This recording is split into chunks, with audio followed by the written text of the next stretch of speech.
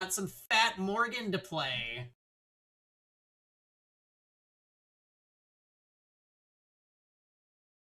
This here.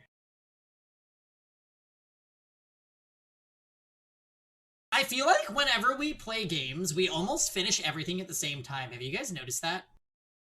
Fata Morgana is really close to being done, and Fire Emblem is done now. Until we start another one. I guess the only outlier is Ayuden. Ayuden is not done.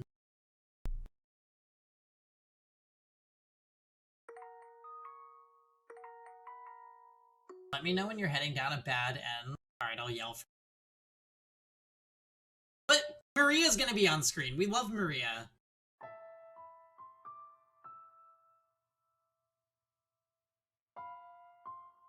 Among Us is not done. That's right, Tenkai. Although we're not doing Among Us tonight. Yeah, we love Maria. And this is gonna be her time to shine, because I don't see us getting through to Jacopo. He is, like, truly a piece of shit in this timeline. His name's not even Jacopo, right? It's like something else. And he processing the Rose Garden. Yeah, one of Maria's finest moments, for sure.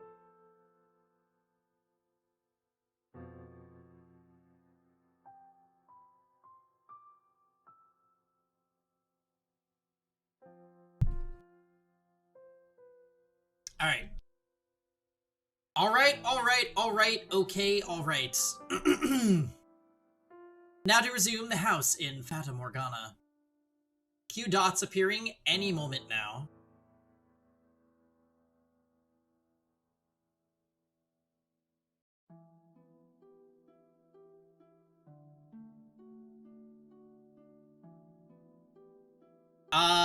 What are we...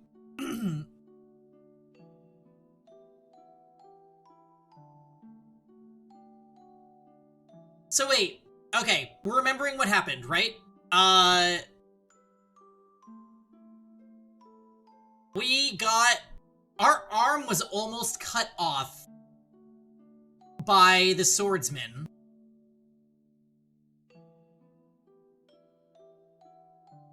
And we are still extremely wounded, and we can't hear Giselle.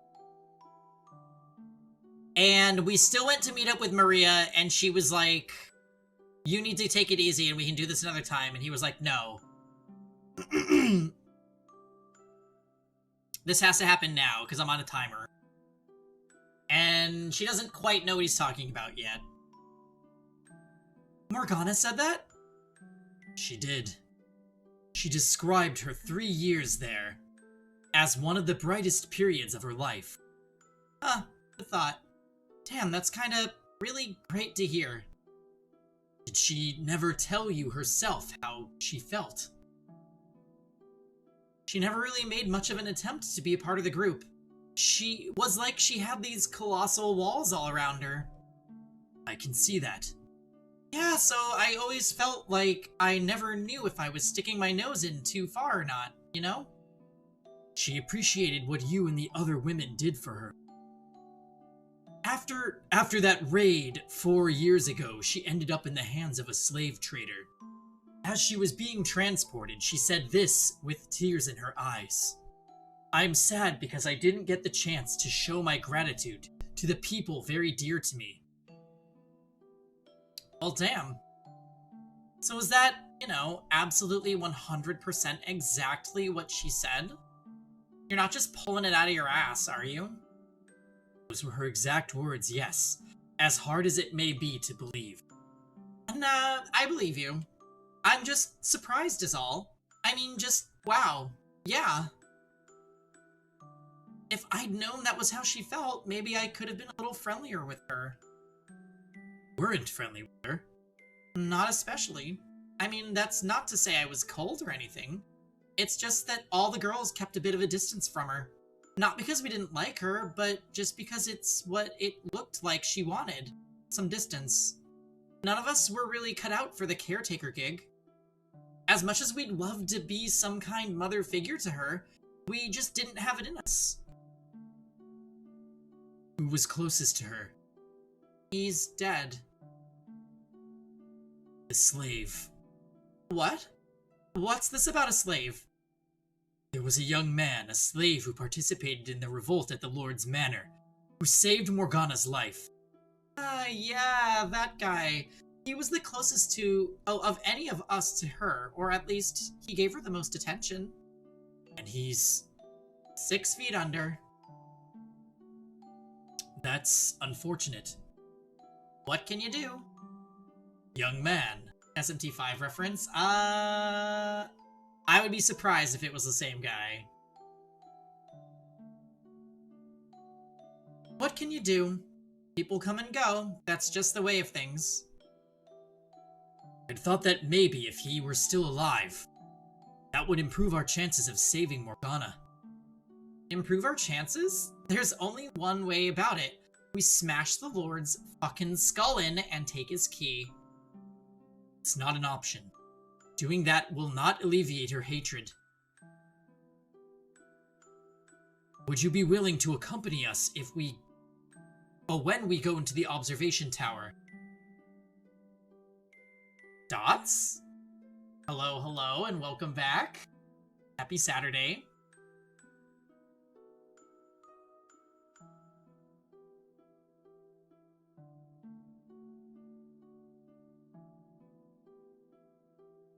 Huh? Me? Why?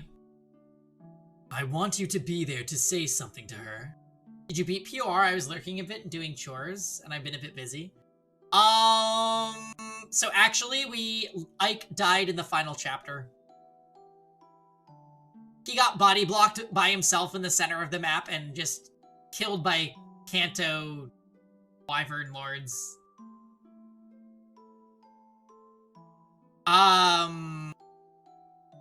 Yeah, it's okay. I made a really bad call in the very beginning of the map.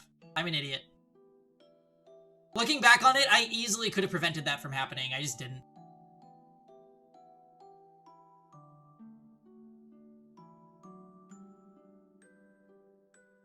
I had too much confidence in Ike. Yes, correct.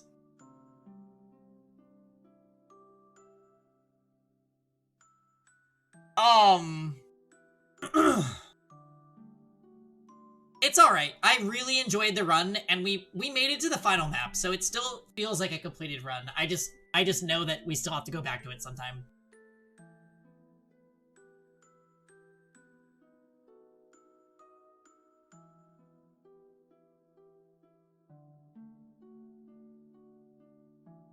I'll say whatever you want me to say once you've gotten her out of the tower. Don't you think being able to hear the voice of someone she cares for when she's finally set free would do more to pull her out of the darkness than anything else? That's all the more reason it can't be me. Why not? Like I've been saying, I was never that tight with her. I kept my distance. I can't do anything, not with the reasons you've given me for why she's so full of hatred. I have no other options, though. You know, actually, maybe I doubt this'll do much in the way of getting rid of her grudge.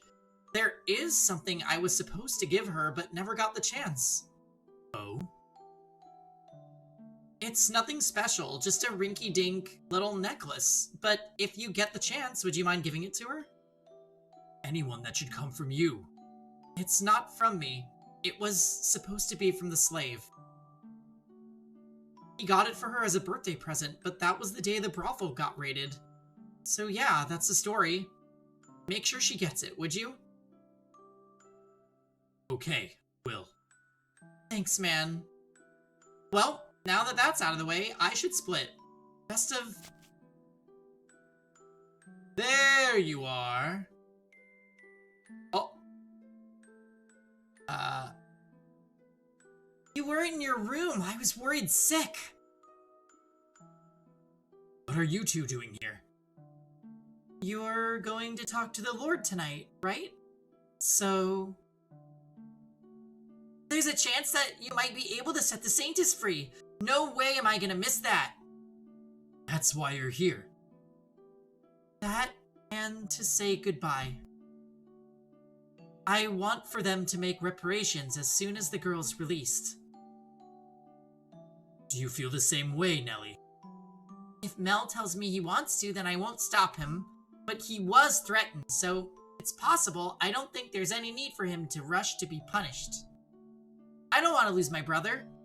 Surely there are other ways he can atone. That's reasonable. I do feel guilty about what he was put through. It's not your fault what he did. Anyway, I'm really anxious about tonight, but I'm sure it'll all turn out fine. You'll make it work, won't you, dearest Michael? I'll do my best. Oh, come on, you've gotta act confident. Take care of my Mel for me, too. He's very fragile, so handle him with care. I kinda wonder if Nellie is still gonna die. Like a big old box of china. Is he really that fragile? As for me, if he looks like he's going to do anything he shouldn't, would you mind stopping him for me? I wish I could be there to do it myself, but, well, he insists only people directly involved should be there, and I want to respect that. I was never going to allow anyone to get hurt anyway. That's good. Thank you. He and the Lord may have caused the girl a great deal of pain, but I still don't want anyone to get hurt.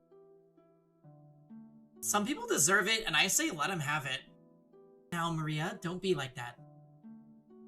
You're the weird one, Little Miss Perfect. Go around letting everyone off the hook for everything. The whole damn world's gonna come falling down around you. He did what he did for me, though. And the Lord? He's only in it for his own profit. Much as he says it benefits the city, it still comes back around to his own pockets.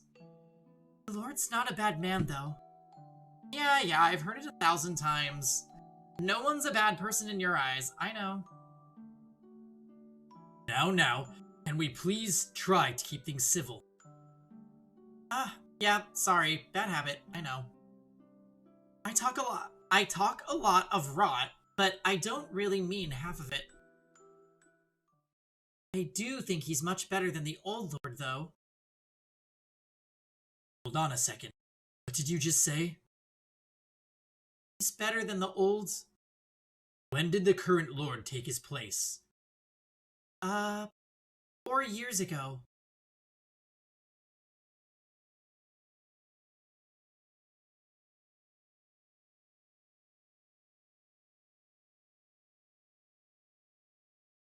Wait.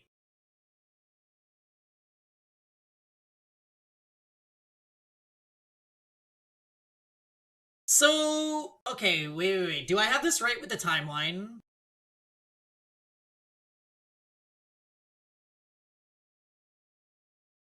Oh, good to know, Dots. Good to know. That it still has some of the same problems from the first Famicom. So, before Morgana got taken out of the brothel, was she then brought back to the Lord's mansion? Like, it was the same Lord that was draining her the first time? Or are they supposed to be different people? Because if they were the same person, then this is a gag. But if they're not, then I'm not sure where this is going.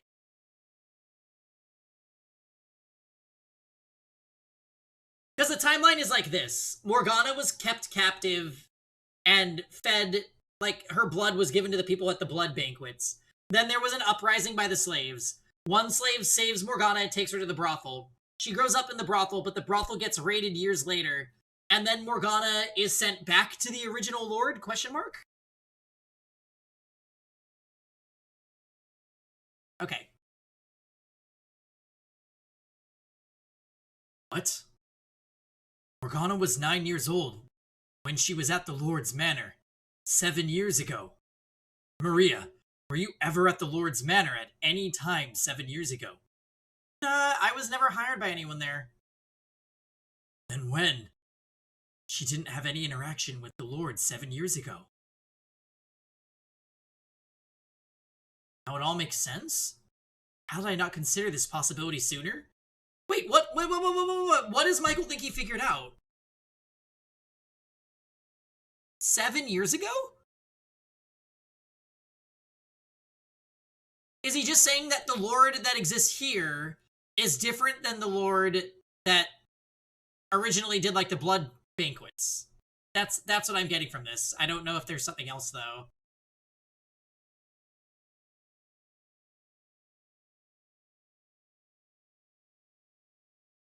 I know the kind of man he is, and I know the people he had around him.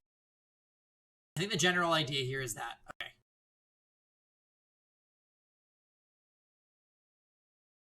Maria, is the slave actually dead?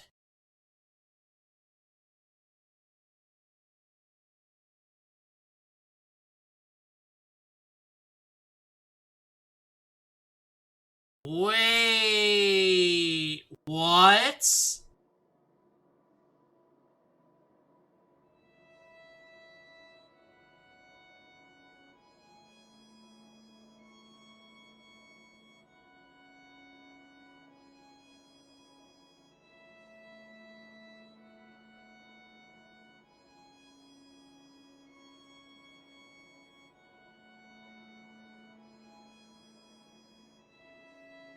What if the slave is... Are they spinning it that the slave is actually Jacopo? That can't be. You better have a damn good reason for this.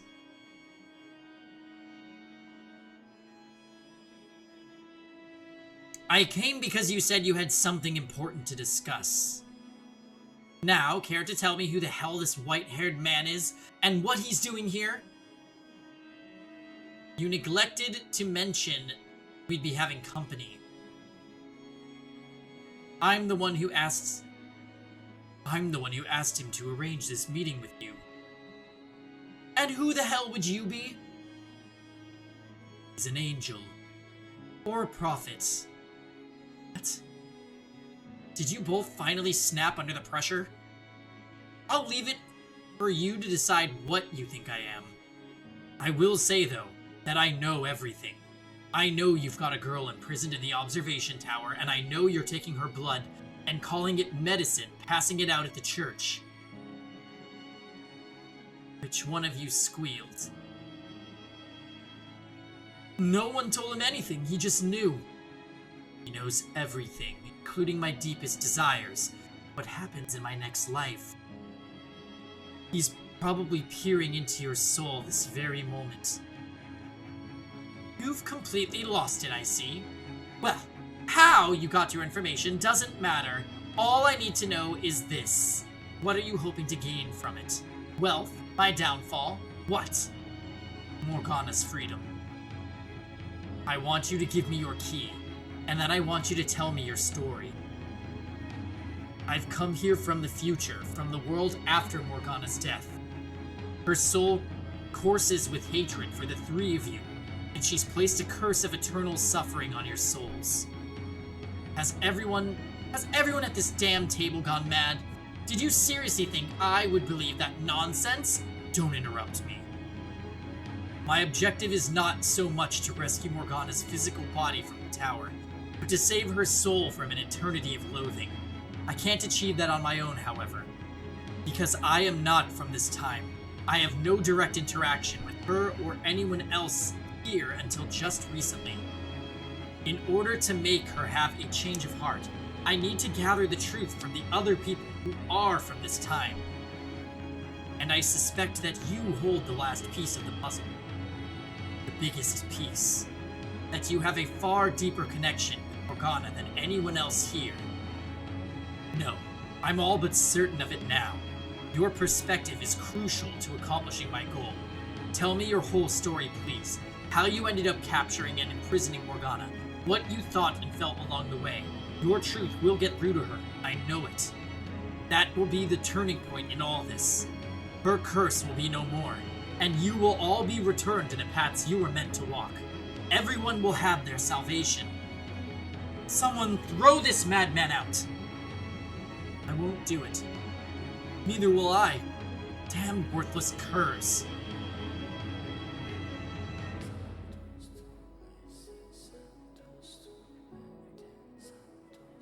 I'll call the guards then. What do you think I am Who do you think I am exactly? I'm the lord of this land. Under ordinary circumstances, I'd never so much as deign speak with you, lowly peasant. Now get out of my sight, or I'll take it as an act of aggression, and you'll find yourself without a head. In this room right now, you are not a lord. You're a lone man. Until you hand over your key, we're not letting you leave.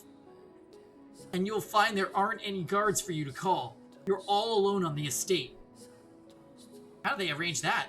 Your preoccupation with staying out of sight played right into our hands. Accept your defeat. We got a whole squad to roll up. One psycho and a little kid. Luckily, the Lord doesn't look like he's that tough. We've already agreed to set the witch free. Cowardly worms. Ironic coming from you. I didn't think you'd turn coat quite so eagerly. The nun and your kid sister are in on it too, I take it. We were only working for you. We've never felt any sort of allegiance to you. Loyalty founded on what one has to gain or lose is far more resilient than uncertain fluctuating feelings. But it would appear this white-haired man shattered that foundation. How long have you been colluding with them, cur? I arrived in this era 2 days ago. What? Only 2 days? In just 2 days, you got those worms dancing for you? They are not dancing for me. I merely spoke with them and they listened. You're a disturbed man. Couldn't possibly have won over these two in 2 mere days. He's no ordinary man. As we've said, he knew everything. While I was talking to him, it felt like he was looking directly into my soul. He's definitely an unusual one, yeah. It felt like he's known me his whole life, even though he just showed up out of nowhere 2 days ago. I didn't believe what he was saying at first, but knew things he couldn't possibly know. My secret wish, something I've never told anyone before. I don't know what kind of tricks you're playing, but I know why I've never seen you around. If you'd been lurking around the city for longer, sticking your nose where it didn't belong, I would have taken notice sooner or later. I'm impressed. If only 2 days, you managed to convince both of them to betray me and set me up. I am indeed the one in charge of this operation, so if it's the witch you're after, I'm the obvious target. Yes. And the 2 dogs there should have some pent-up rage. So I take it you're going to tie me up, then torture me until I tell you everything you want to know. Not a bad idea. Why do you say it? Give me the word and he's in ropes. Wait, we agreed we wouldn't be getting rough. I have no interest in solving this problem with violence. We are here to uncover the truth. We needn't exchange blows, only words. Anyway, if we were gonna beat it out of him, we would have done so as soon as he walked through the door. We discussed this beforehand, we're only talking. No one gets into any fights, physically or verbally. That's right.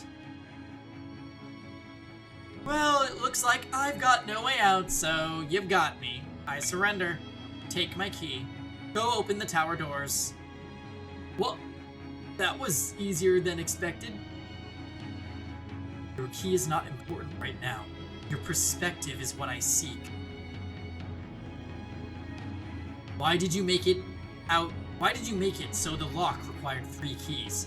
One person is more adequate for the job, so why split it 3 ways? Is that any of your concern, Kerr? Was it because it was too much weight to bear alone? You didn't actually want to imprison Morgana, did you? Something, somewhere, went wrong. You backed yourself into a corner and couldn't escape. I'm done listening to you. Am I right or am I wrong, Lord? Or should I say, Jacopo? Jacopo? But isn't his name, Jean-Francois Barnier? That's Lord Barnier to you, you insolent child. You seem to be a bit confused. I am the son of House Barnier, which means I'm royalty. No, you are not. I don't know how you came to start calling yourself Barnier, but there's not a drop of royal blood flowing through your veins. The slave revolt at the Lord's Manor 7 years ago. You were there, weren't you? During the revolt, you helped Morgana escape. That's right, you saved her life once. That was you. You were the slave from 7 years ago. Slave? Are you out of your goddamn mind? Me? A slave? Like hell a former slave could become royalty. You did though. You went from slave to lord. Enough. I don't know who's filling that white-haired head of yours with this drivel, but I'm done listening to it. Say another word and I'll throttle you myself. Keep slandering my name, I dare you.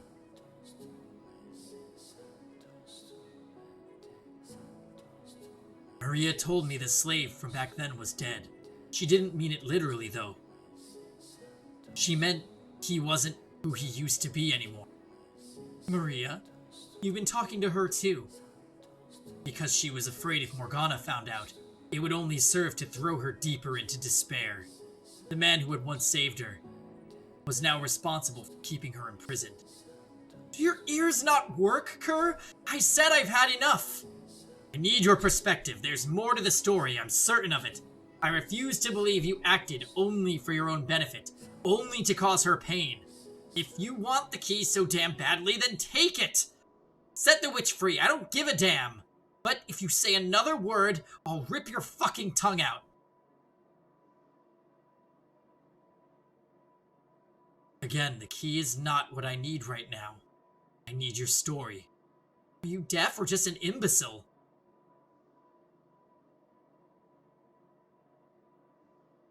Your perspective is crucial to saving Morgana's soul. Enough! When you were a slave, you helped Morgana escape from the Lord. Silence!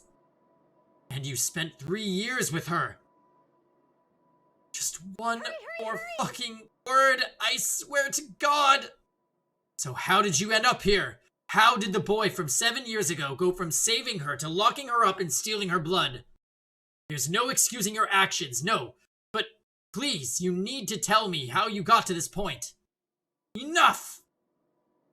Michael! Next thing I see is a dagger in his hand pointed at me. I reflexively try to push myself out of the path of his charge with my dominant hand, which sends a jolt of excruciating pain in my right arm. Urgh! I'll rip your fucking head off! The Lord swings his arm up, and the necklace spills out of my pocket, making a metallic clink as it hits the floor. When he sees it, his eyes go wide for a brief moment. Of course, I'm just as slack-jawed as him. What the hell is going on? Why? How? Why am I looking at a familiar cloud of inky black darkness? There's no one to answer my question, though, and no time to think about it either. I have to make the decision right now. The Lord, dagger raised, is quickly approaching. Off to the side, the cloud of darkness is expanding?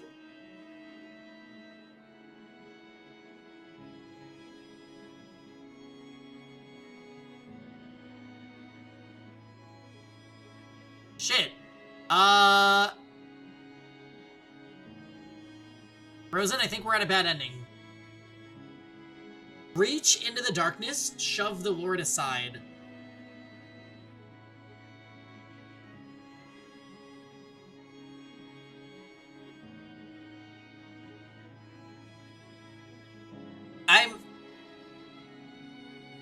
I guess I'm reaching into the darkness. I reach my hand into the darkness, spreading from the necklace. And as soon as I do... Whoa! What the hell is this? What's that black stuff? Blackness swells, consuming us all. Oh. Oh, I guess we died. No, stop! What is this? Don't make me watch this! The shout fades into the distance, and my mind and body are swallowed up entirely. It's the same thing that happens whenever Giselle and I open a door. The same darkness I've gazed into again and again and again and again in that cursed mansion. That door now exists outside reality. Far, far off into the distance, I see a gentle light, like a hole ripped out of the darkness. Grass, green and colorful flowers, rustling in the wind. The real Door 9 theory. Oh no! See, Rosen, you've got dots doing it now. I don't understand. The darkness, it was never present in the past. It was, I thought, a phenomenon restricted to the realm of the dead. So what is it doing here? And even my questions are in short order swallowed up by the void. Soon my body ceases to retain its form, leaving only my consciousness to view the sights, sounds, and emotions of someone's past. I become an observer, as I have many times before.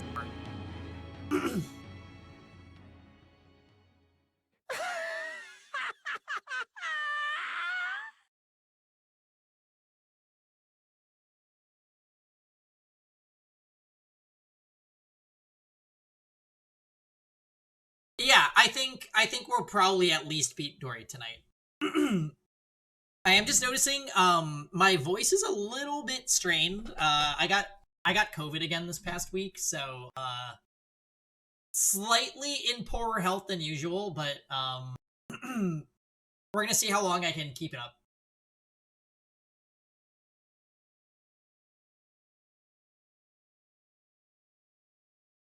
I'm staring into a pair of ruby red eyes, open wide with shock. I recall snapping at him, insulting him, but I don't remember what I said.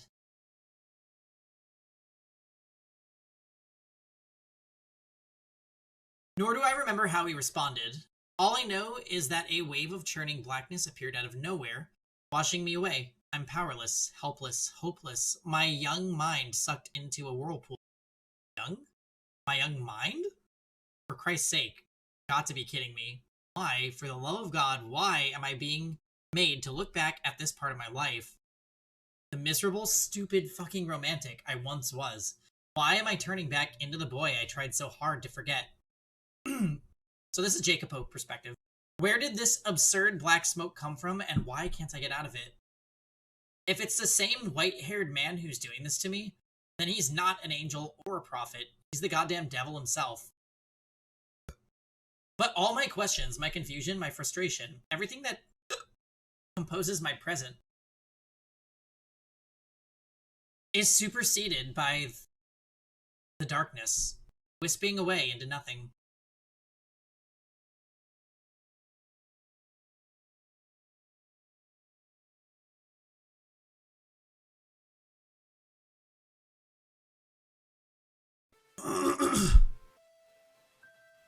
To be blunt, the world's a small place. There's an unimaginable amount of it out there, but you only ever get to see a minuscule fraction of that. And that goes doubly so for us.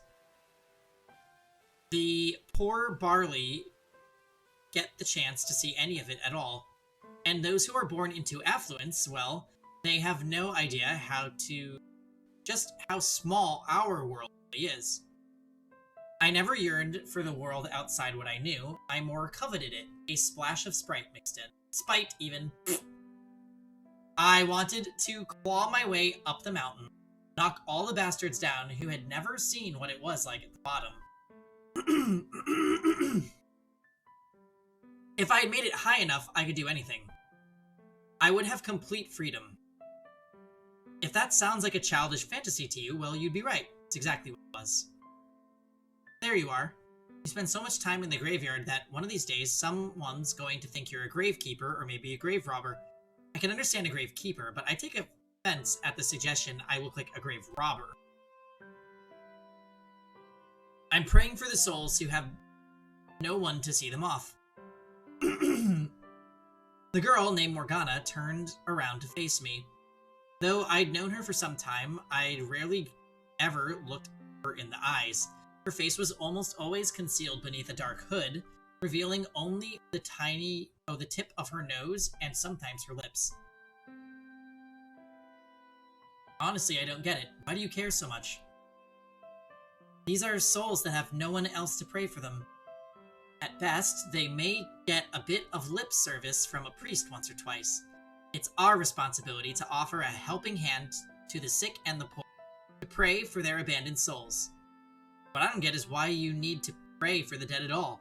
They're just bags of bones. I hope you enjoy an eternity in hell, blasphemer. Hey, that was uncalled for. I'm just joking, obviously. Take black humor to a new level. Morgana gave me a curt shrug and then turned away. She never faced anyone head-on for very long, and she had a perfectly good reason for doing so. It wasn't because she disliked me or anything, I don't think anyway. About 3 years earlier, something had happened that caused large patches of flesh to fall from her face. Supposedly, she had looked fine before then, but I only knew her as she was at the time. The rest of her body was covered in wounds as well, but applying ointment to them had reduced the scarring significantly. Her face, though, showed no signs of recovering. A close friend of mine, a prostitute, said she thought it might be a psychological thing, but regardless, I continued applying the ointment to Morgana's face. Hey, come on, don't turn away from me. I know you can hear me. I brought ointment, so let me put it on you. It's a waste of time. You don't know that. Your arms look much better than before. It won't be long before your face starts healing too. The ointment isn't free. You're wasting your money. It's my money, I can use it however I please, so just shut up and let me do this. You're a very obnoxious man, you know? What was that? You want me to rub it on you real hard? Fine. With a forlorn graveyard as their backdrop, a young man applied salve to a girl's raw, exposed flesh. It was quite possibly the least romantic sight in the world. I would have at the very least preferred a somewhat more pleasant location. As the thought fluttered through my mind, I let out a defeated laugh, and I could soon feel her glaring at me. Morgana could be a bit standoffish, but honestly I didn't mind. For her, this was actually quite sociable. In fact, when I first met her, she didn't act her age at all, but now she was starting to show signs of the 12-year-old girl hidden inside. 3 years prior, when I met Morgana, she had been the victim of unspeakable abuse at the hands of the Lord. I didn't know why he had done those things to her. And I didn't ask either, because I knew doing so would only reopen old wounds. All I knew was that the Lord was so far gone as a human being as to brutally torture a 9-year-old girl. At the time, the only thing that ever seemed to come out of her mouth was the word of God. Everything she said or did was ostensibly for the benefit of others, but it felt to me more like she was acting out of some sort of sense of duty rather than genuine concern. Honorable, but ultimately hollow. I much preferred this Morgana, even if she could be a bit jaded. What are you hoping to get out of repairing my face? I'm not trying to get anything, I just want to heal you up. And here I thought you were going to try and make me work at the brothel. Times do I have to tell you, I'm not going to make you be a prostitute. What other reason would you have for wanting my face to get better? Because I want to see it. Isn't that enough? Just so we're clear, that wasn't me hitting on you. Okay. Thought never occurred to me. She fell quiet, sitting there motionless as I rubbed ointment into her face. Her skin beneath my thumb was rough and unpleasant to the touch, and honestly rather stomach-churning. It was hard to imagine her face would ever heal. That what I'd said about wanting to see her face was true, but what I wanted more than anything was for her to be able to live a relatively normal life. I hope you're prepared to be let down if I ever do heal.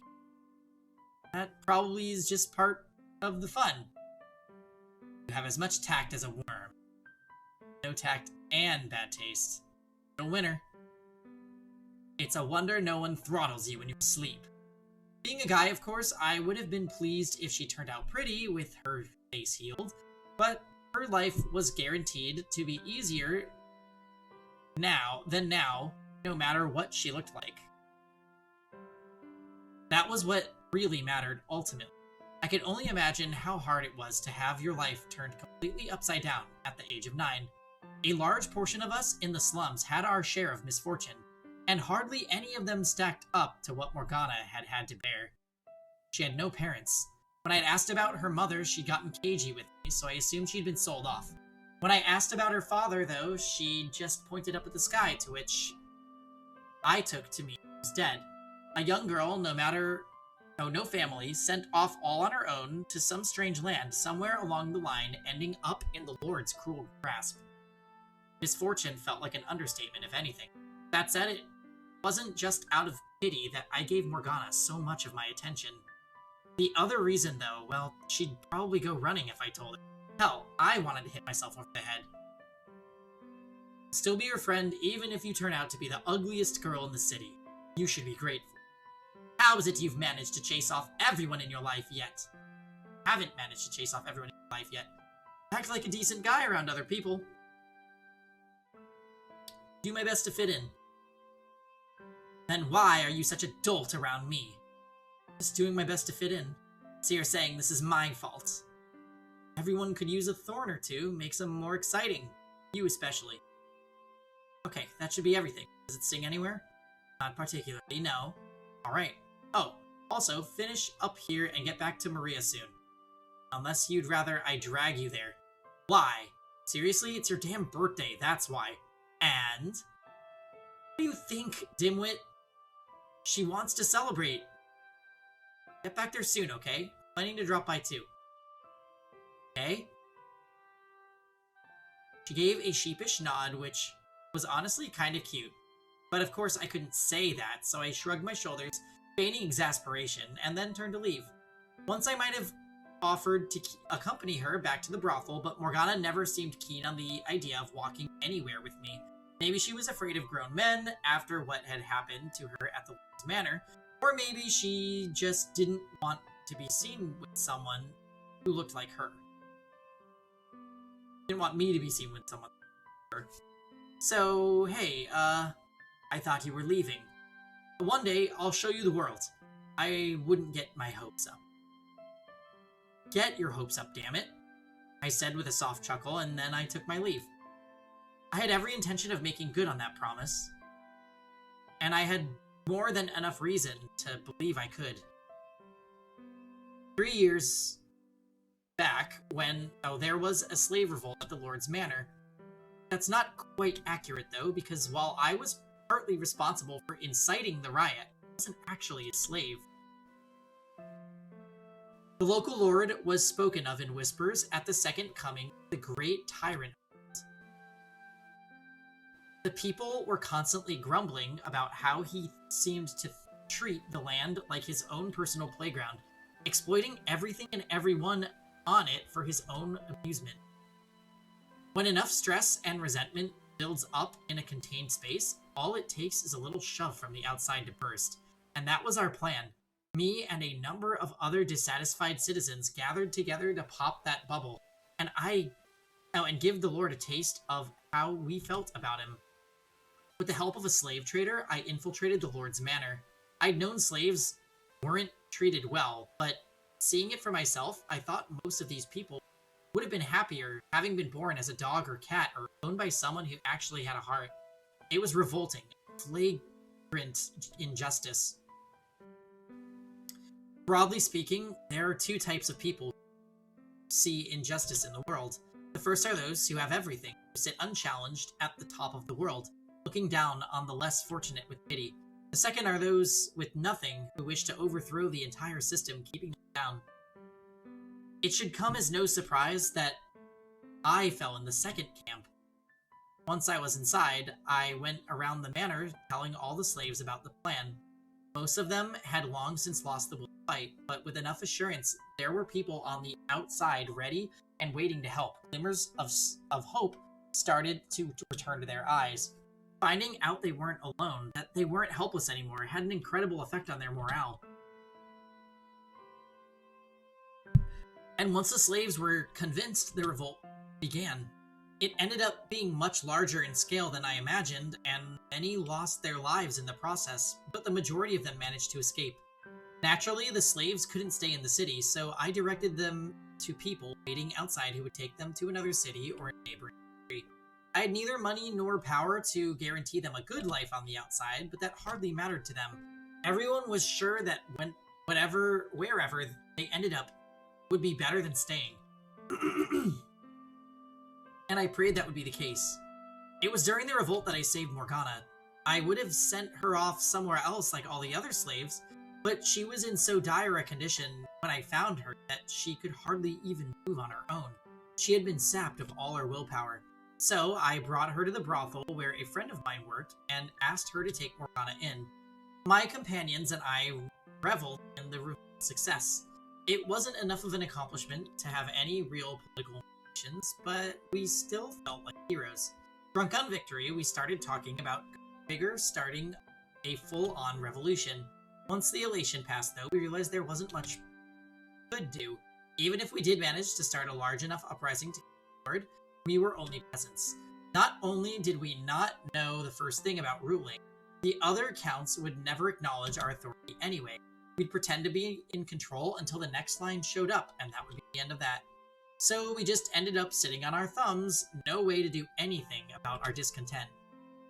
Skip forward to about a month before Morgana's birthday. One day, a middle-aged woman approached me. I had never met her before, but she had wavy hair and reminded me a great deal of my own. Looking at me straight in the eye, the woman said, I was once a maidservant at the Barnier estate. They've done their best to keep it a secret, but I had a child with the previous lord, and that child is you. The revelation came completely out of the blue. According to her, I had royal blood, and if we could convince the lord of that, I would become royalty. Furthermore, she, as my alleged mother, could return to her old life at the manor. The woman urged me to take action, to meet the lord, reveal my lineage, and reclaim my rightful place at the Barnier house. I would no longer be a poor peasant living in the slums. I would have a comfortable life. I obviously wasn't going to agree on the spot. Her story was so blatantly dubious, I needed some time to think about it. If she was telling the truth, though, it could transform our revolution from dream into reality. We wouldn't be restricted to inciting inconsequential uprisings. I could seize power legitimately, make some actual change. So I asked the woman to give me some time to consider. Have you decided what you're going to give her? That was the very first thing I heard when I stepped back toward the brothel. Maria, a short, blonde-haired prostitute, and good friend of mine, flashed me a devilish smirk. Bought a necklace, as per your suggestion. Girls appreciate that sort of thing, don't they? Most do. Me, I've got taste for knives and other such pointy things. I doubt she has much interest in those, though. Sometimes I wonder if you're actually a girl. Anyone could see that Maria and I were close, but our relationship was strictly platonic. Yeah, we still love Maria. Of course, given her line of work, it was unavoidable that people thought otherwise. And honestly, it irritated me every time someone suggested we were anything more than friends. People have this annoyingly short-sighted tendency to assume that just because a guy and a girl are friendly, they must be intimate. It didn't matter that she was a girl, I only thought of her as a friend, and as best I could tell, that's all she thought of me as well. Maria and I first met when we were children. Even at that age, she was already a prostitute, myself a petty thief. We were both that's not, by the way. We were both incredibly lucky to have survived to adulthood with only ourselves to watch each other's backs. It's possible the only reason either of us maintained the willpower to survive this long was because we had each other to bitch about life when things got bad. So, is today the day? Are you finally gonna tell her how you feel? Excuse me? Tell her how what? Don't be coy. You know exactly what I mean, and it's about time you manned up and told her. I think you've got a better chance than you think. Do I need to remind you how old she is? Well, as of today. Practically an adult, oh Maria. I was knee-deep in dick at that age. Oh! Girl, no.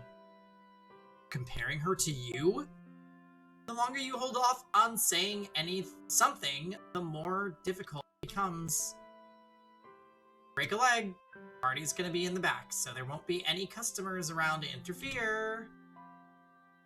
Not mad hearing that and being like, hello, yes, hi. It's me. Alright. I chewed over what Maria had said as I watched her disappear down a brothel corridor. She wasn't wrong, she wasn't overanalyzing. I did indeed have special feelings for Morgana.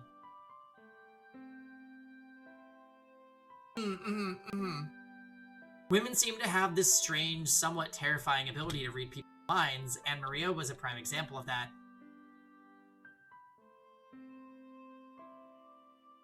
I had never once so much as suggested to anyone I might think anything of Morgana, but Maria had somehow managed to pick up on it almost immediately.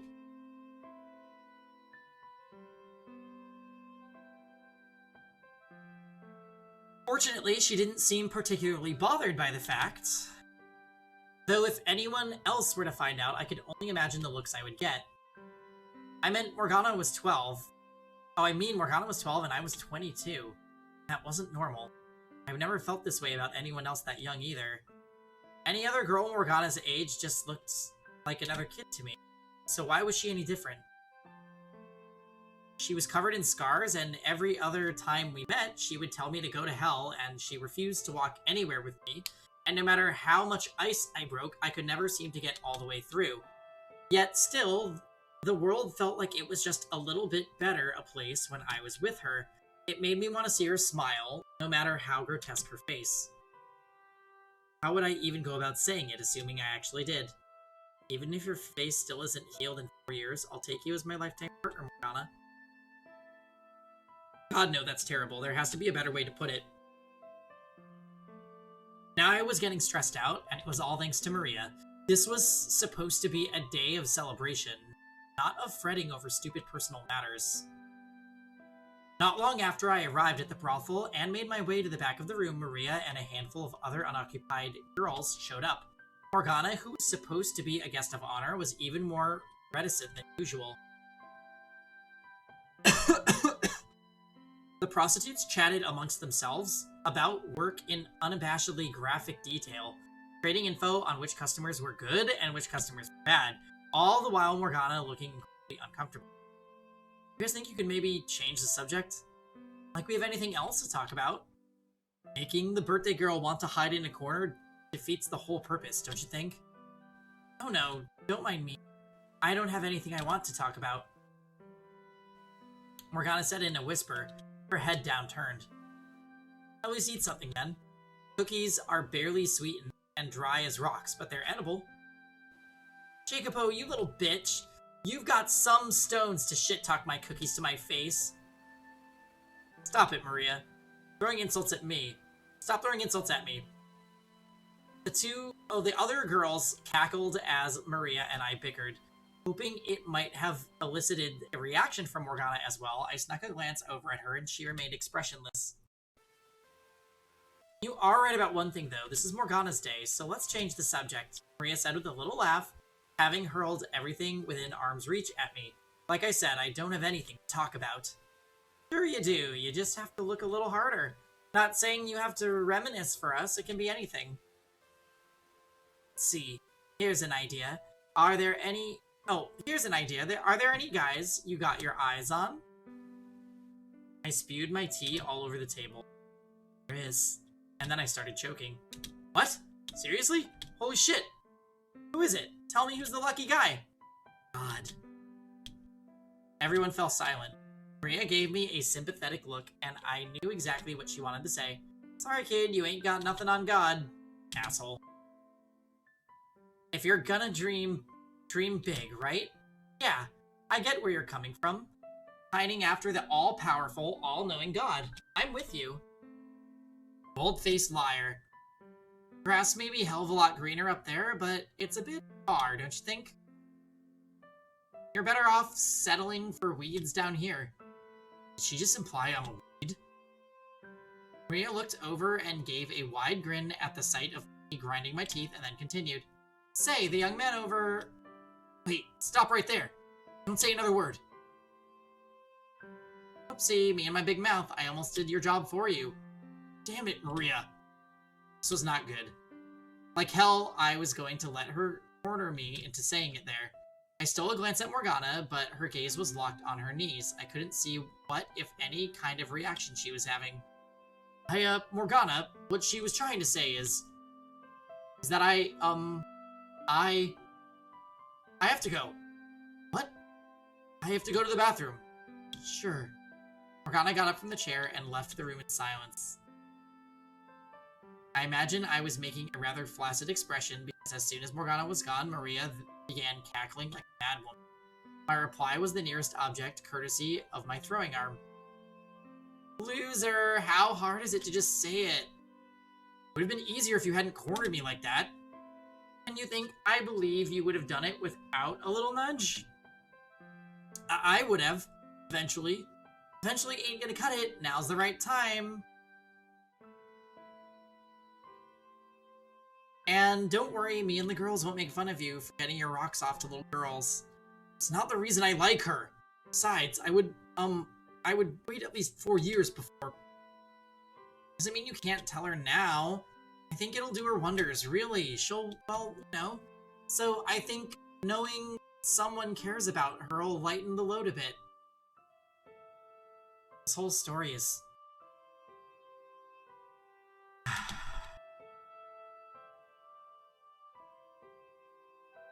When she comes back, give her the necklace and tell her how you feel. And if she turns you down, we can all have a good laugh about it. Maria and a few other girls chuckled. As uncomfortable as she was making me feel, she had a point. Regardless of whether Morgana reciprocated my feelings or not, there was a good chance that just putting them out there would help in breaking down the walls she had built in her heart. And maybe one day I would actually be able to see her smile. I'll do it. I'll tell her. It didn't matter if I came out looking like a loser. It didn't matter if Morgana wasn't interested in me that way. What mattered was that she knew someone accepted her, regardless of her appearance or the things that she had been through. And if by some chance there really was royal blood flowing through my veins, then I could make good on my promise to show her the world. I could put an end to her life of poverty and abuse, replace it with one of comfort and wealth. I could buy her even better medicine, something that could actually heal her face. If I truly were royalty, I could do so much more for her. Does it sound like I want to be some kind of fairy tale hero or something? The fuck is going to happen that he goes from this to the way he is now? Also, like, okay, it's weird that he's admitting he's in love with a 12-year-old, but I'm very curious to see what is going to change here and why he would ever agree to, like, keeping her captured and, like, slowly kill her. I'm also surprised that Morgana never, recognized him. He's gonna meet Junko? Oh, that's not.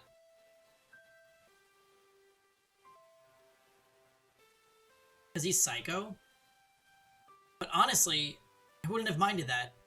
If I was going to make her happy, to wipe away all her past misfortune, why couldn't I make it a little dramatic? It wasn't usually my style, but in this case, I wouldn't have objected to a storybook ending.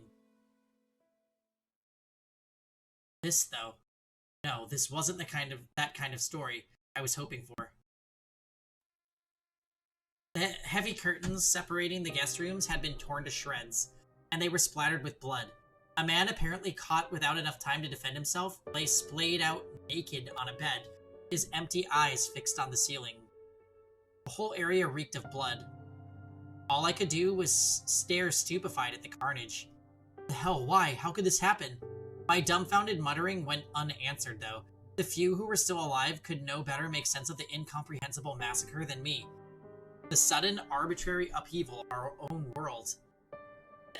Inexplicable, inescapable reality.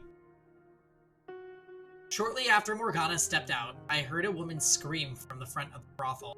Next, a man shouting. Like, yeah. At first, I assumed it was one of the customers losing his temper over something, but the tone of the scream seemed somehow off for something like that. It wasn't long before the noise had escalated to alarming levels, so I dashed toward the source of the shouting. A good dozen men, bandits, or maybe thieves, seemed more organized, had raided the brothel. They slaughtered all the customers, stripping them of any valuables, and they tied up the girls, killing any who resisted. The first thought that rose to my panicked mind was that I needed to find Morgana. I needed to get her out of here no matter what. I couldn't let her birthday turn into a tragedy. A little late for that. She had already been through enough, and I had to make sure she didn't suffer any further. I had to make her life into something good. I searched and I searched, but there was no sign of Morgana anywhere until suddenly something seemed to crash into me from behind, causing me to stagger. It took me a few seconds for the pain to set in, which is when I looked down to see the tip of a blade sticking out of my guts. Blood streamed along the metal surface, and there were tiny bits of flesh caught on the edges. I turned around just in time to see the man holding it kick me away, and before I had time to process what was happening, I hit the floor and lost consciousness. If I were a hero, I could have surely eradicated all the violent intruders in the blink of an eye, saving everyone. Protected that which I wanted to protect. Not that I had anything to lose. But I was a mere boy. A weak boy, helpless against a few robbers. A useless boy, unable to protect anyone. When I woke up, Maria was kneeling over me sobbing, no sign of tough, foul-mouthed girl I knew. Aside from her, there were 2 other girls also crying, leaving only 4 survivors. Apparently I wasn't dead. Looking down, I saw my bare stomach wrapped in blood-soaked bandages. The brothel lay in ruins, a bloody pile of torn bedding, clothes, and bodies. I made my way back to the front, and all I could do was stare stupefied at the carnage. What the hell? Why? How could this happen? My dumbfounded muttering went unanswered, though. Maria stood beside me, quietly rubbing her trembling arms. Where's Morgana? Couldn't find her. Why not? Sorry, I looked everywhere, but I couldn't find her. I'm so sorry. I wanted to say I wasn't blaming her, but I couldn't find the words. If I'd had power, I could have prevented this from happening. What kind of power would I have needed, though? The physical strength to overpower the thieves? No, I needed to think bigger. If I weren't a peasant, but someone of real influence and import, no one would dare stand up to me. No petty thieves would ever consider a raid on me, and I would have the power to punish anyone who tried. But regardless, this would never have happened at all. I was supposed to give Morgana a good life, to show her the world, to make her smile. If only I had power, absolute unflinching power. If I had climbed to the top of the ladder when the chance was offered to me, this all could have been avoided. If only I had asserted my place as royalty a month earlier, as the woman who claimed to be my mother had urged me to. I wanted power. Power to keep everything I cared about safe. The power to change this damn world. The power to stop those filthy thieves. The power to keep her by my side. I wanted power. I heard about the attack on the brothel, and that you were hurt. So glad to see you're well. About a week after the raid, I went to see the woman who confessed myself her mother. As you would expect of someone who had served at the Lord's old manor, she was very elegant and graceful. The shack where she stayed, though, was a shabby, drab place with bare wattle and daub walls. You were concerned about my safety? Of course. Show me a mother who's not always concerned about her child's safety. Says the woman I'd never seen until a month ago. Physical distance has no bearing on a mother's love, she said with a soft smile. Age had clearly begun taking its toll on her, but I could see hints of former beauty. If you had gone to speak with the Lord and revealed your lineage when I first came to see you, you would never have been in that kind of danger. There's still time. Go to the Lord's manor and show him. Not really your son, am I? The woman fell silent for a moment, observing me. I could see the resemblance between us, yes, and I had no memories of my mother. It would be nice if she were to show back up someday, but it wasn't likely. This whole thing felt extremely contrived. Discussions will progress much smoother if we both know what the other wants out of this arrangement. Start by telling me who you really are. Are you actually a maidservant for the previous lord? She gave a nod, then walked over to a grimy shelf and retrieved a ring that looked very much out of place. It was made of gold, engraved with an elaborate insignia. Look at this. It's the Barnier family crest. The previous lord gave me this ring as a gift, and I've kept it ever since, even after our relationship was discovered and I was chased out. Emblem, engage. I didn't sell it because I knew I was with child.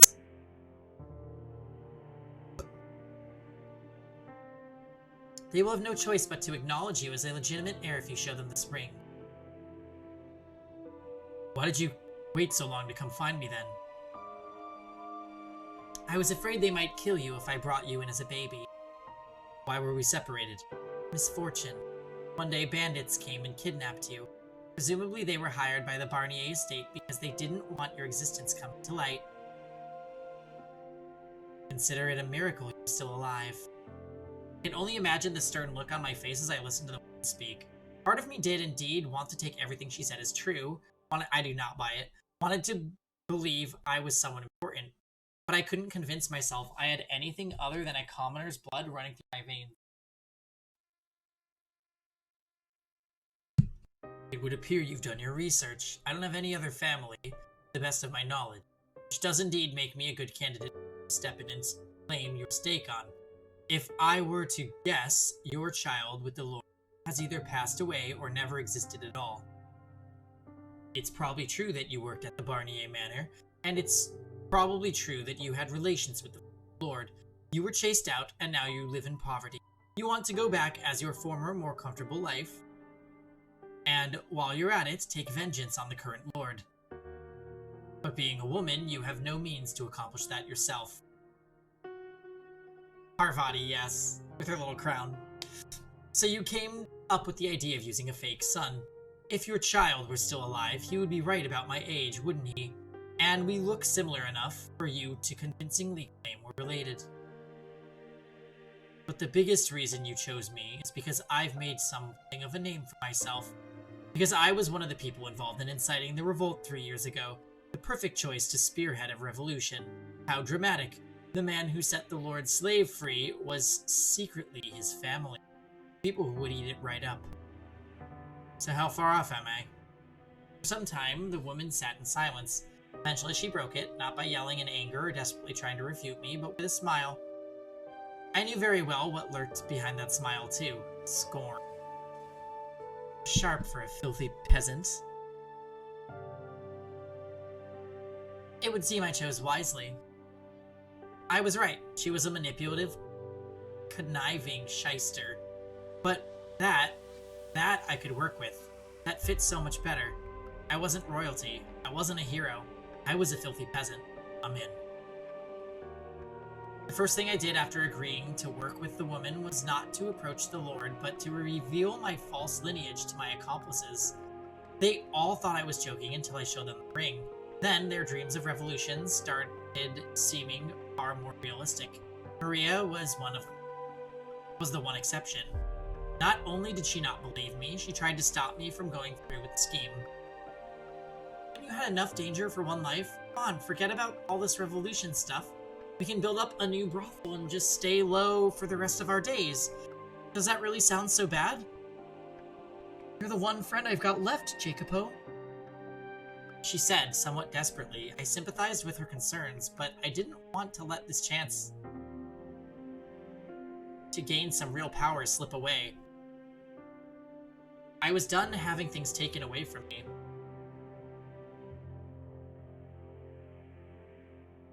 Hear me out, my fellow citizens who live in suffering at the hands of your supposed lord. Within me flows the blood of previous lords. I am the rightful heir. Behold the Barnier's golden ring. Proof that I am of noble birth. Victims of this terrible tyranny. The time has come to start anew, and I shall be the one to lead you down that path. The poor, the hungry, the deprived, all of you stand with me. My call to arms stoked the flames in the people's hearts. When the assault on the Lord's manor began, they were an inferno of righteous justice. No one was thinking straight. I was about the only one with something resembling a clear head amidst the chaos. If I were really a hero, then I would have rejoiced in that glorious day, that momentous turning point in the city's history. I would have been honored to have led the charge, but this was all about one woman's avarice and desire for revenge. This was all about one man's lamentation of his own weakness. I wasn't motivated by any desire to help these people. The Lord backed into a corner, begged for his life. I decapitated him, then held his severed head up for the people. Their cheers and shouts filled the air. As I watched them rejoice, I wondered, was this the future that had awaited me? Would the people come after me next? Was my head going to be in one of their hands one day? The king and the other counts acknowledged my royalty, though it was less because I had the Barnier's ring and more because they thought that was the best way to prevent getting messier. So, with their approval, I formally became the lord of the land. I also assumed the former lord's name, because despite his reputation with people, it was a name people knew, and one that held far more clout than my own. And just like that, my longtime dream of power had come true. That said, simply becoming the lord didn't mean everything had fallen in place. Many of the local noble families accused me of acquiring my rank illegitimately. They waited, fangs bared, for me to slip up. They even tried to set me up on more than one occasion. I couldn't trust anyone. On top of that, if I took too long making the improvements I had promised the people, they would start saying I was just as much a tyrant as the previous lord. There was only so much I could do at once, though, especially with my hands so full fending off the vulturous nobles. Exhaustion soon began to set in. This wasn't the world I was looking for, the one I wanted to show Morgana.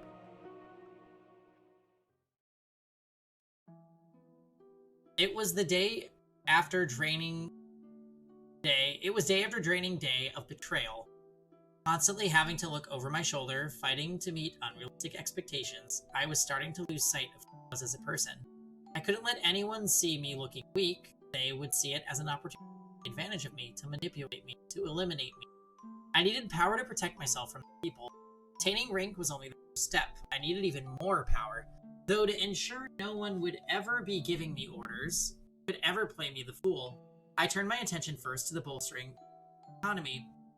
I provided subsidies to merchants in the city. I expanded trade routes. I made it known that people of any skin color, even those not welcome in other territories, were welcome in my land, trying to bring some vitality to the city. The previous lord had evidently loved to throw parties, squandering away nearly all the tax money on his own entertainment. If he had left me more to work with, I would have used it to clean up and repair the slums.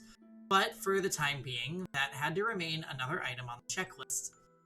I needed more money flowing through the city as a whole before I could make any headway on fixing up the poorer areas. Helping the people who needed it most quickly became a secondary objective. I had a pretty good idea what my former accomplices still in the slums were saying about me. They used us. I could practically hear them whispering. Some of them even started publicly slandering me in an attempt to undermine my authority, claiming I wasn't suited to be in a position of power because I had spent most of my life in the slums. It wasn't long before they convinced the people I was just another tyrant. I had hoped that they, if no one else, would have sympathized with my position, realized that I had every intention of helping them, and that I simply didn't have the resources for it yet. But no one saw what I was doing. No one believed in me, even when I tried to explain. In one case, I invited an old companion to my manor to discuss matters, but the meeting only turned into an attempt on my life. Having absolutely no one I could trust, no one I could call my ally, hit me a lot harder than I had expected. It twisted my worldview beyond recognition. I had no need for sympathy. I couldn't show care for anyone. Otherwise, someone inevitably would use it against me. Old friends and strangers alike. In fact, those who knew me best. Those who were aware of where I had come from and what I had been and what I had been before. Were the ones who fought the hardest to tear me down. Rules needed to be created, punishments established. I couldn't allow anyone to take this power from me. Anyone who so much suggested that I come from the slums. Anyone who dared disrespect me had to be eliminated. All threats exterminated before they could reach me. Somewhere along the line, I had lost sight of my original. Lost all my desire to do right by the people I cared about. Hell, didn't have anyone to do right by anymore. Why did I climb to the top of the ladder so no one could kill me? Why did I want money so no one could mock me? Why did I want power so no one could oppose me? 4 years passed, and I found myself in a very, very distant place. Miracle blood? Sounds like a sham to me. Never know. They say the sound of her first cry brought rain to the land she was born, saving the whole village from drought. And they say her blood has the power to cure any disease. One day, a curious rumor came to my attention, kind of whispering I wouldn't stalk into. It was said that there was a witch living in a cottage by the lake. Few had ever seen her face, but they claimed she had the same voice as a girl who had supposedly performed miracles several years earlier in a faraway village. And the people loved their stories of heroes and miracles. And if I could show some support for churches, then maybe people would stop complaining I was focusing too much on the economy. So I devised a plot to capture the witch and make use of her blood. Wouldn't this sound familiar? I would establish a new church, have it be run by a nun the city had been fawning over for some time, call her the Saintess. There, I would take the witch's blood and call it a miracle medicine, distributing it in exchange for tithes, which then would certainly people would certainly come forward in droves. And if the blood somehow did happen to have special powers, then that would make the scheme that much more effective. He knew about the miracle blood when he was in the other estate, right? So he should know this is talking about Morgana.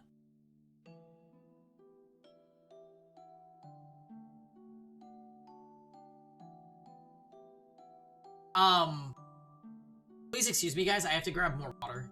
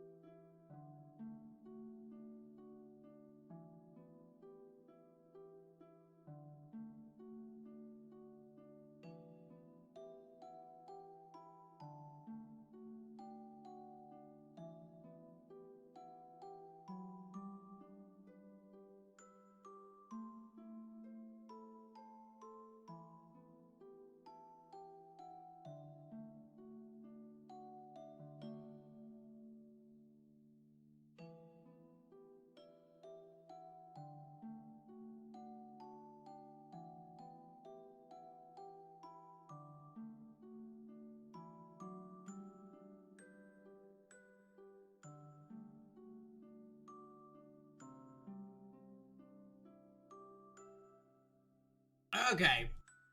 Peggy-chan reappears. Hi, guys.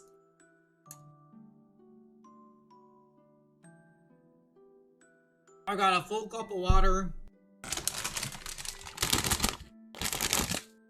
And a bag of pretzel sticks. Which I think I have a chocolate dipping kit that I got for free from Trader Joe's. And I intended to use these as dipping ingredients, but I kind of wanted a snack. Yeah. Hey, story time. Oh, I just got back from like a 2-minute break. I had to get more water. I'm getting a little... I can feel that I'm still sick because I'm definitely feeling way more exhausted by this than I normally would be.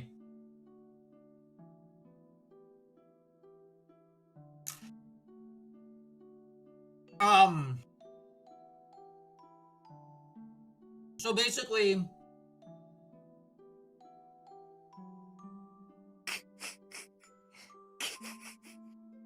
it's gone on for too long. So basically, Michael, the swordsman, and Mel cornered the Lord. And we're like, you have to tell us your story. And the Lord was like, fuck you.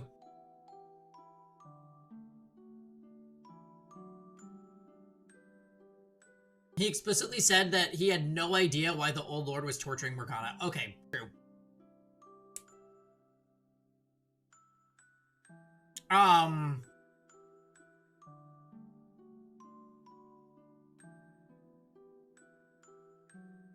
And he's like, well, I'll just sick my guards on you.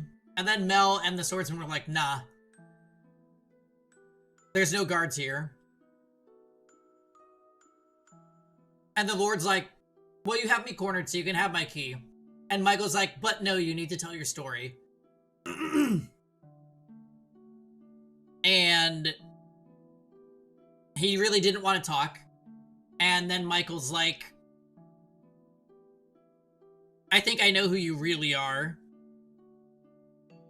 And it's the twist that, if you remember Morgana's story time, there was a slave that helped her escape the Lord that was, like, giving away her blood at the blood feasts. That slave was Jacopo.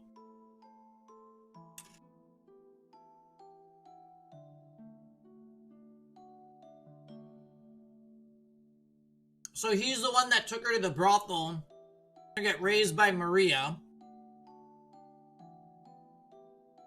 And it's also, they said that the slave was dead, but really what had happened was he got approached by a lady that worked for the current Lord,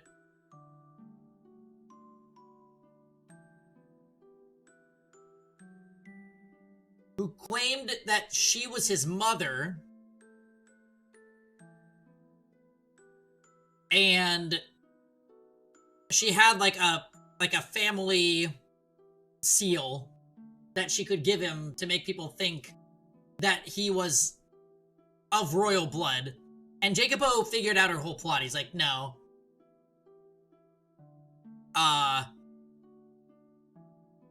You just picked somebody that looks kind of like you, and maybe you had a kid with the old Lord, or maybe you didn't, but you're just a power-hungry person. But he agreed to work with her anyways. So that's how he became a Lord. He's not actually royalty. And he was at one point in his life in a much worse place where he knew Morgana. Oh yeah. He was also a 22-year-old man who fell in love with 12-year-old Morgana, so there's that.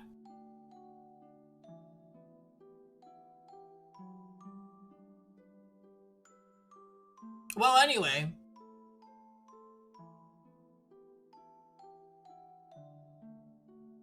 Oh yeah, rather than Jacopo agreeing to tell a story, before we met up with him, Maria gave us a necklace that she said the slave was gonna give to Morgana on Morgana's 12th birthday. But Morgana's 12th birthday was the day that the brothel was raided, so he never was able to give it to her. And Jacopo tried to stab Michael because he was getting annoyed at how insistent Michael was being. And then he drops the necklace on the ground. Jacopo sees the necklace, and black fog pours out of the necklace. And that's what we're seeing. We're seeing all of Jacopo's memories through that fog.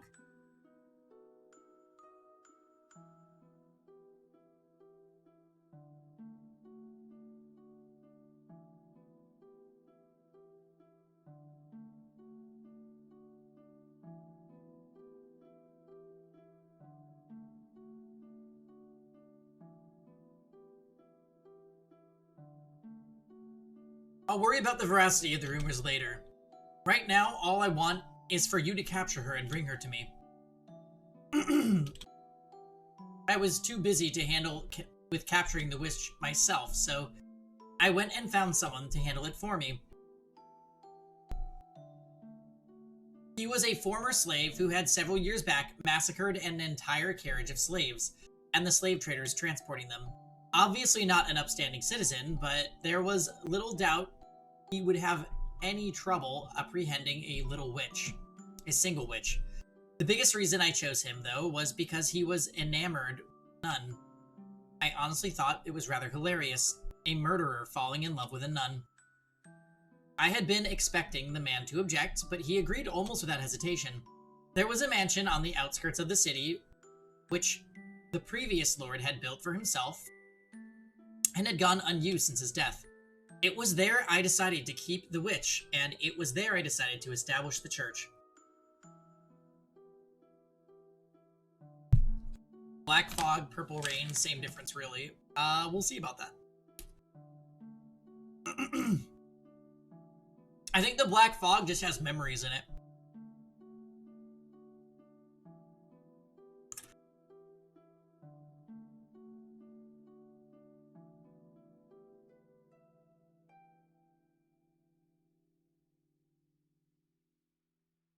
The nun would have ample space there to provide temporary shelter to the sick and needy.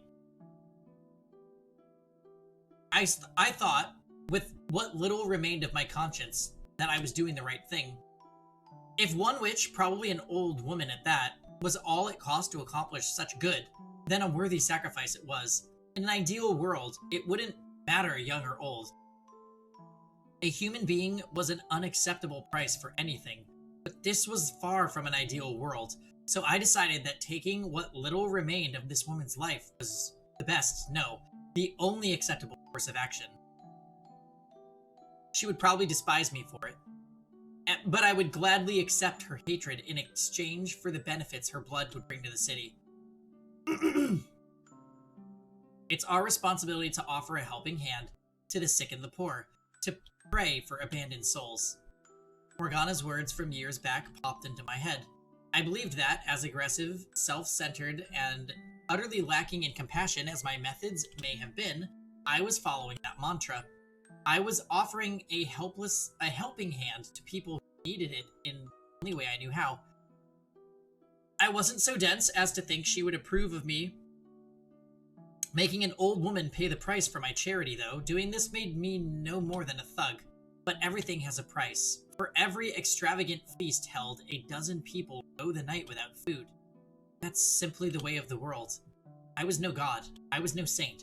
I had blood on my hands. I was a villain. I knew no way of accomplishing good without doing bad. After the swordsman departed, I took some time to myself. I filled a goblet of water, smelled it, and then gave a bit of it to my pet dog before gulping down the rest. You still out there somewhere, Morgana?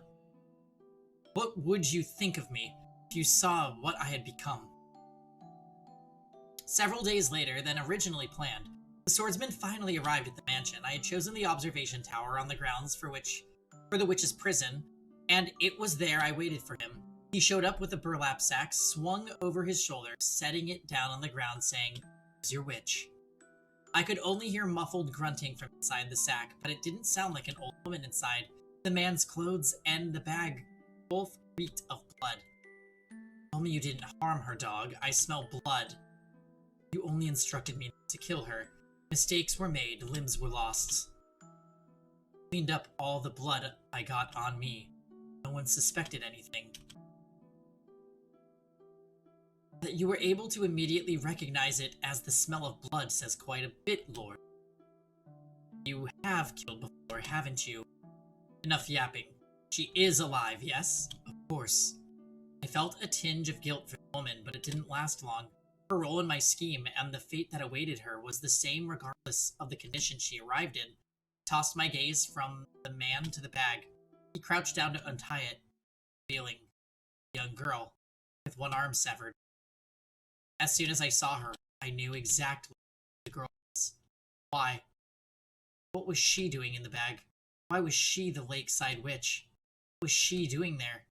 Why was she so pale and shaking? Why had I ordered her captured? How could I have done that? How could I have let this happen to her? Morgana. Her voice was hoarse and rattling. She looked up at me, her face just as disfigured and hideous as it had been for 4 years. My mind flashed back to her birthday, to when I had considered offering to take her as my lifetime partner if her face hadn't healed up in 4 years' time. Is that you? Her question yanked me out of my memories. You remember me? Did Morgana remember me? The 3 years we'd spent together. What kind of person I had been. The boy who had refused to give up putting ointment on her face.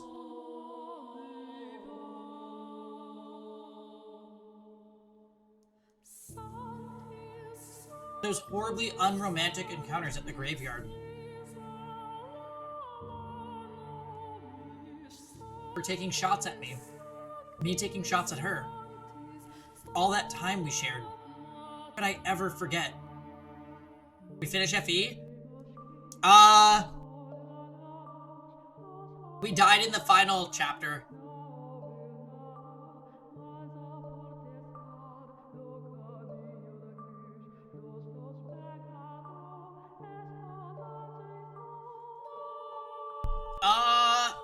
I got surrounded and killed by 10 wyverns, 2 swordmasters, 3 generals, 4 cats, and he refused to aether himself, so rest in peace.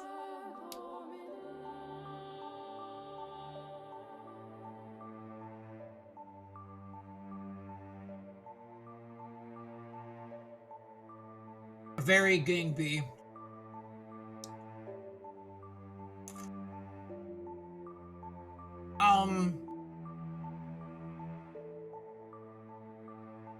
Yeah.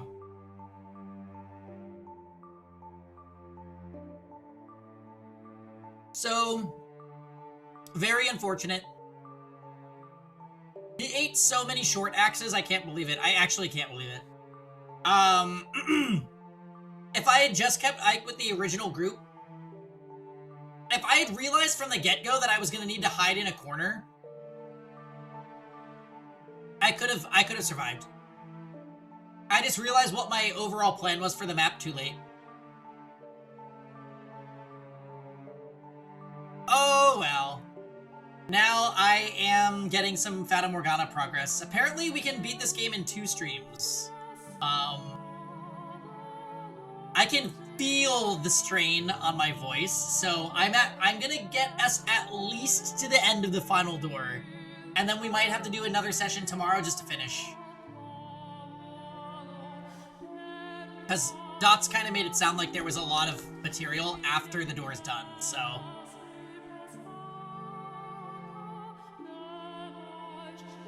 Yeah.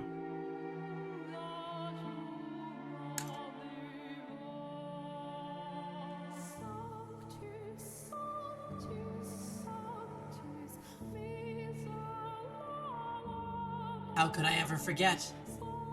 Morgana, she remembered me. How could I ever forget all the pain and humiliation you put me through?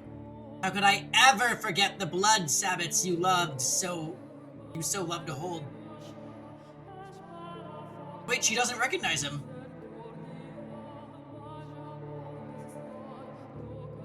Your flight is at 7 a.m. Oh yeah, you're going to Seattle? Cool, safe travels, Mars. I'm snacking on Trader Joe's.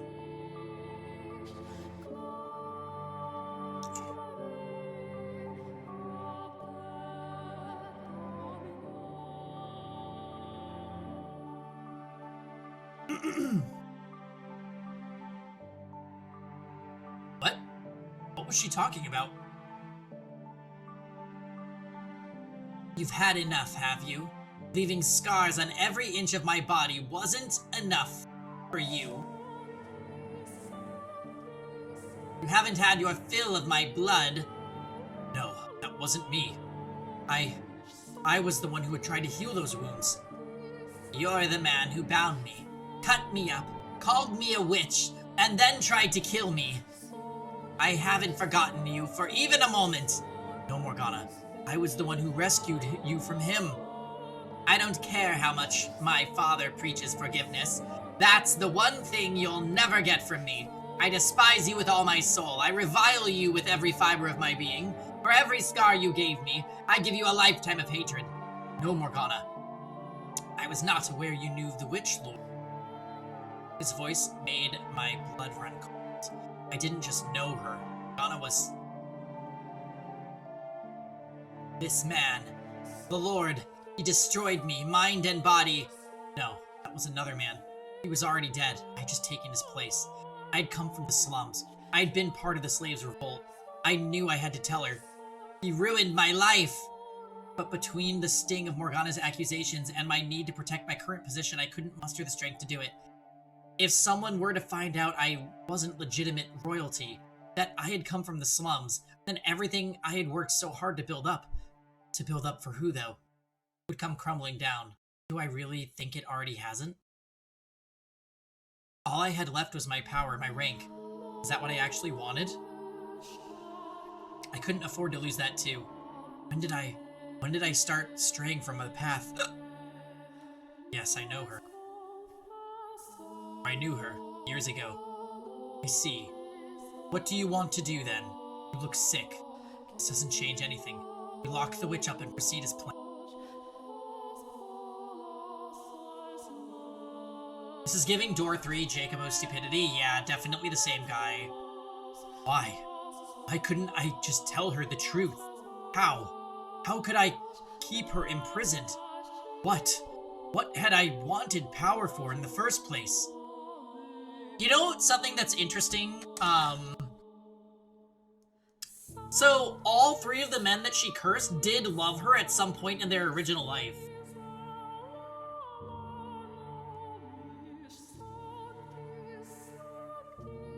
Which then makes sense why in all the stories they were obsessed with white-haired girl, because white-haired girl was Morgana.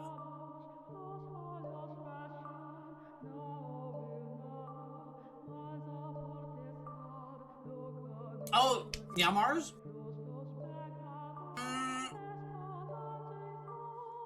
Last I checked,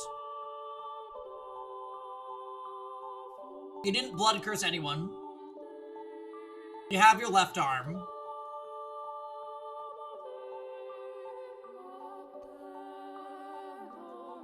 And you don't have miracle blood. Also, I've never seen you wear a hoodie in Madame life.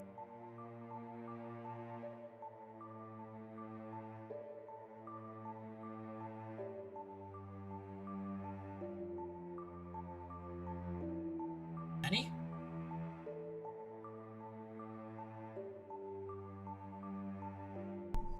Would anyone ever believe me? If I say this wasn't how I wanted things to turn out.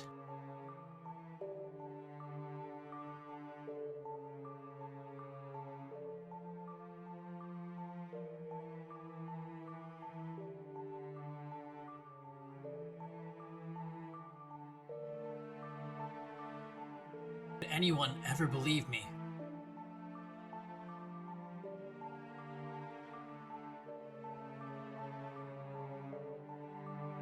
Before me floats a man, twisted and writhing in pain.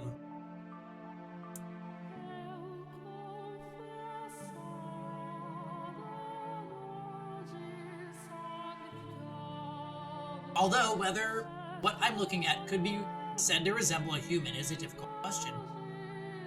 It's a hazy, indistinct shape, on the precipice of being consumed by darkness everlasting. I know very well what I'm looking at. The moments before a man's soul shatters. Did I do the same thing to him that Morgana did to me? Was it I who summoned this darkness, who laid this past bare, who forced him to relive those events, who experienced once more everything he felt, everything he thought, who put him through that despair a second time? I can only imagine how he must feel, causing someone he cared for so much pain. The things he did are abhorrent, more than deserving of reproach, and it would undoubtedly be easier for him to simply vanish into the eternal abyss. But I can't allow that to happen. He still has work to do. His story is essential. It's almost certain Morgana still doesn't know who he really is. He needs to face her, to reveal the truth of his own words. That's the only way we're going to get her to have a change of heart. That's not all he has to say either. So I must bring him back, pull him out of the darkness. I grab the man by the arm and begin scouring the blackness for an exit. After some time, I see a speck glistening high above, so I make my way upwards, back into the harsh light of the world. Oh great, so we can just climb out. Okay, cool.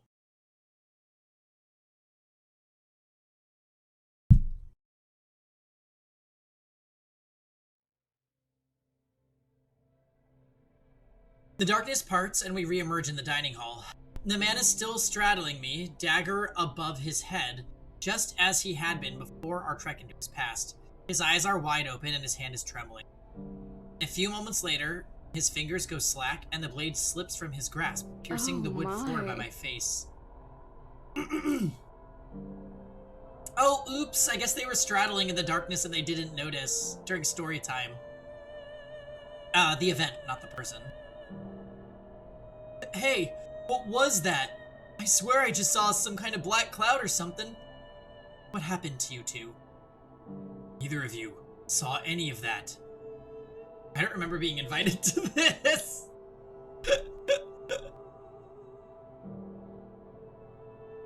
Say what? You didn't see anything. If you didn't see anything, then don't worry about it. The necklace. That must have been the key to unlocking his memories. Like when I touched the mirror in the mansion. I have no idea why certain objects show me different memories. But I got what I needed, I think. I'm fairly certain the white-haired girl is Morgana now. The things Jacopo did to her, and felt for her behind the third door, have much in common with him and Morgana in this life. What? Why did you dig that up? How the hell did you do that? Why did you show me my former self? Why did you make me watch that? Why did you tell her?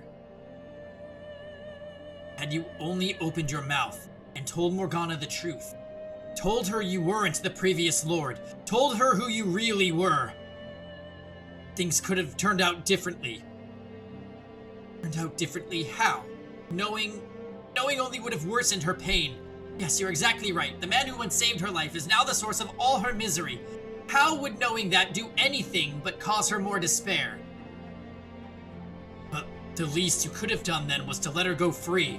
I'd already put money into setting up the church here. Her arm had been cut off. There was no going back. You can't go back from that.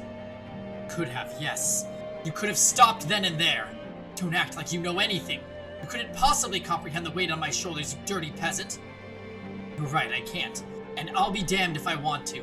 To hell with understanding the feelings of a man who could so easily lose sight of what mattered most for a little power. Money, power, that's what you really wanted to hold dear. So why couldn't you let go of that? Why did you have to go and let what mattered most slip through your fingers? Had you done anything, it would have come to this. It wouldn't have come to this. I couldn't have people knowing where I came from. I needed wealth, Rank? No, you didn't need any of that. Ugh. Do you still have any idea how much Morgana treasured her time with you and Maria? Do you know how she described that period as one of the brightest chapters of her life? Those 3 years she spent at the brothel until it was attacked. She said that was where she learned how to find joy in life. Enough. She would never say any of that. Why do you refuse to believe it? She never opened up to anybody. It's all just your fantasy, what you want to see in her. You're trying to convince me of something that was never there. No, I think he's right, Lord. I believe she did feel that way. The day I killed that carriage full of slaves 4 years ago, the girl you're talking about, she was there. Can't. She said this to me before I began my massacre. I'm sad because I didn't get the chance to show my gratitude to people very dear to me. She was crying as she did. So that's who she was talking about. It was you. There's no way. Exactly when exactly did the brothel attack 4 years ago take place? It was the winter. See. Winter 4 years ago is when I met the girl too. That reminds me. She mentioned something unpleasant happening to her 4 years ago during one of our conversations. That she was forced to part ways with people who taught her that humans are capable of kindness. She was talking about you.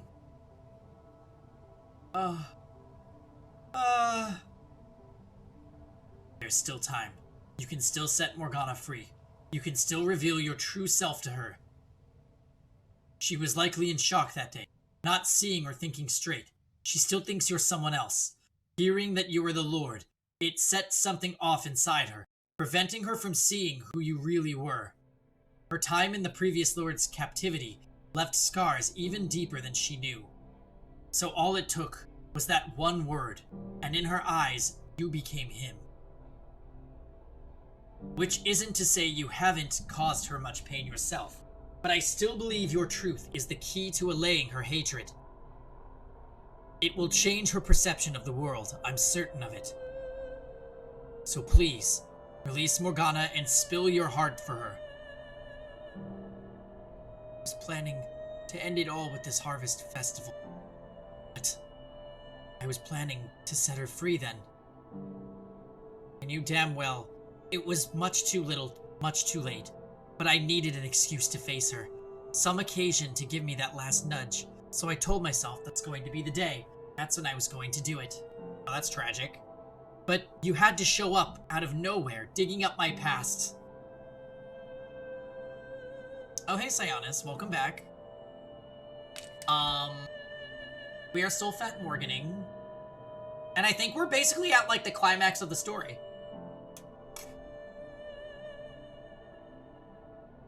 Or maybe this was the conclusion.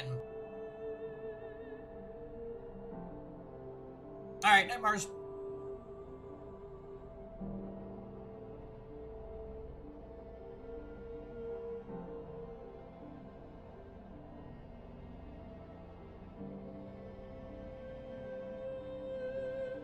Yeah.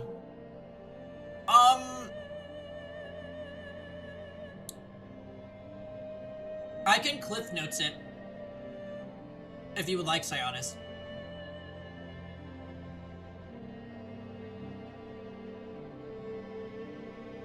I got...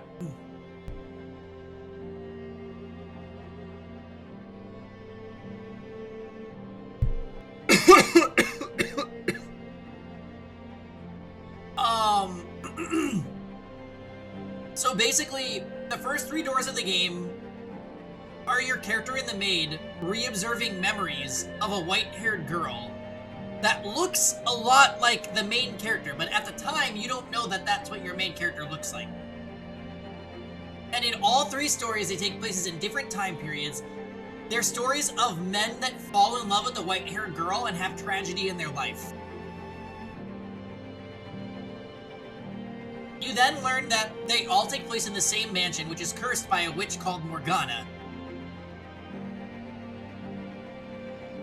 And And the reason why you see these scenes are because these men that are prominent characters in each of those 3 stories are men from Morgana's life that she despised so thoroughly that she blood cursed them into being basically tormented and reincarnated and tormented over and over and over again forever. And the reason she did that is because when Morgana was alive, she was falsely viewed as a saintess or daughter of God, who, by ingesting her blood, you could cure sickness. Granted, this is not at all true. It was like a placebo effect kind of thing, where people would think that they were getting better, so they would feel better and then regress to being sick again. But basically, this guy, Jacopo, rescued Morgana from a lord that basically was using her as like, he would host parties, and he would literally cut her at the parties, drip her blood into goblets, and give it to his guests. This guy right here, Jacopo, rescued her from that lord, took her to a place where a childhood friend of his growing up worked, which was a brothel. The ladies at the brothel raised her along with this guy. And then the brothel gets raided. They're all separated from Morgana. This guy agrees to a scheme with a desperate, unrelated character that pretends to be his mother, that basically puts him into a position of power because she had a family crest that she could give him as proof that he's noble blood. And in order to make money so that his people didn't hate him, he heard of a witch with miracle blood and decided to have her captured, and then found out later that it was Morgana, who was the girl that he basically raised and kind of sort of fell in love with, even though she was 12 years old. That's a whole other issue. And now basically Morgana's rotting away in a tower, in an observation tower, getting drained of her blood regularly and sold as medicine. And our main character has gone back in time to pacify the 3 men that fucked her over during her life so that they admit their problems to her, and then she doesn't curse them, and then everyone can live happily ever after. That was probably super hard to follow, but that's the Cliff Notes. Also, hi, Diamond.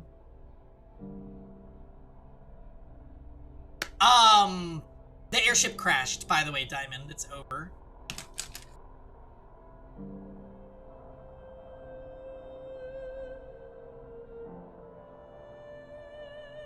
You know, the data log would be...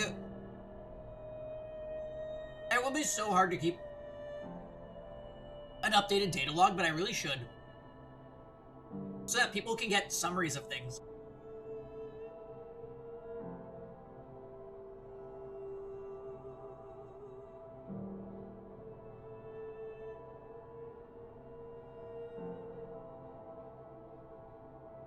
I miss POR finale. Hi, Fabbles.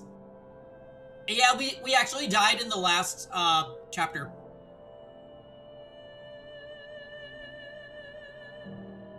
Ike got mob body blocked. Yeah. And killed by a bunch of wyverns.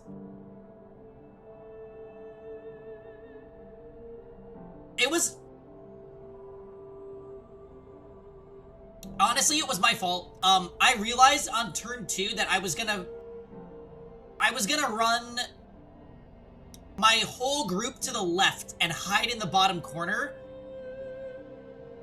But I had already used Ike to kill the guy with bolting in the center of the map. And I was like, I don't really care if these guys attack Ike, because Ike should be able to solo and self-heal. But those wyverns are so ridiculously stacked that it didn't matter. He got hit by like 3 short axes, and GG.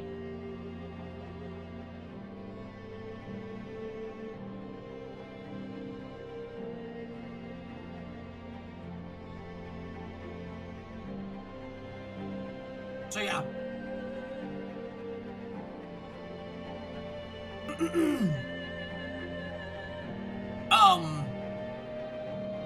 We also didn't kill the Black Knight because Ike never procced Aether against him at all. And I was angry.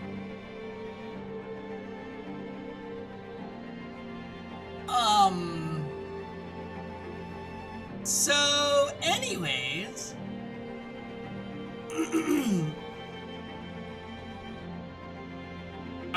it still was a very fun run, and we updated the missive and everything, so...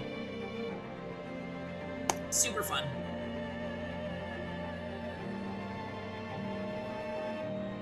Now we are on to Fata Morgana, where we are also at the end of the game. Oh, the airship hasn't crashed yet. That's funny. I'll have to clean the bodies out before we start the next Iron Man.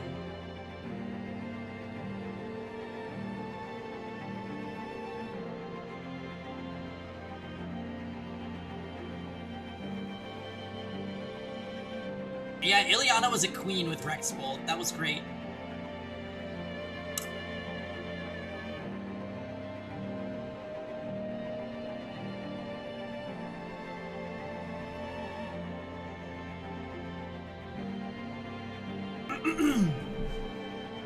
So anyways.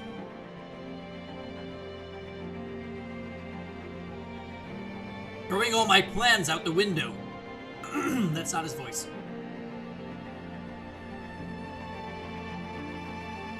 Only I can regen HP equal to all the enemies within 3 rows and columns would have been just fine.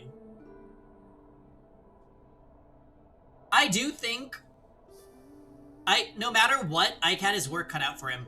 My grossest miscalculation was that those wyverns would be able to hit him and damage him that much.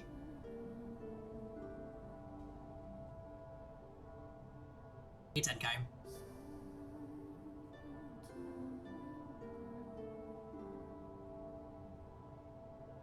You still think I'm the reason your carefully laid plans fell apart? I'll let her go. During the Harvest Festival. Tomorrow she goes free. Tomorrow is too late. What difference does it make? When the bell tolls noon on the day of the Harvest Festival, Morgana dies. I'll have no more of your so-called prophecies. I'm done. Why do you still refuse to believe me? I'm not making anything up.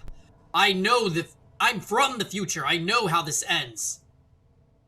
Having an occasion and a plan can certainly make it easier to take action. But you can't just wait for the right occasion for everything.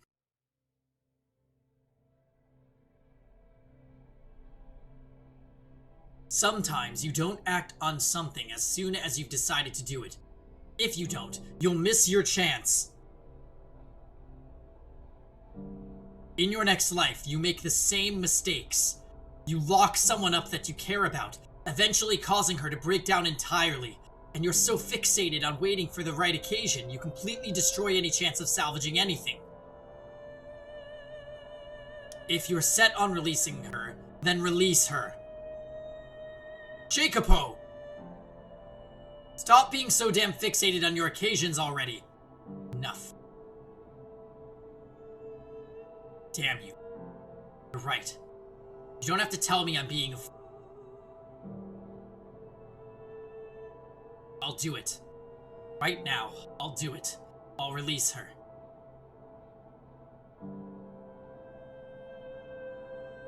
Thank you for making up your mind. Didn't make the lock require 3 keys, because the weight was too much for me to bear alone. It was because having others with me would force me to keep up the Lord facade, to prevent me from letting anything slip. Maybe I was just waiting, hoping someone would betray me, make me pay. Pathetic, I know. You can have the necklace. It belongs to you. Though I doubt Morgana will accept it, I hope you'll still attempt to give it to her yourself. Will you do that? Where did you get that anyway? From Maria.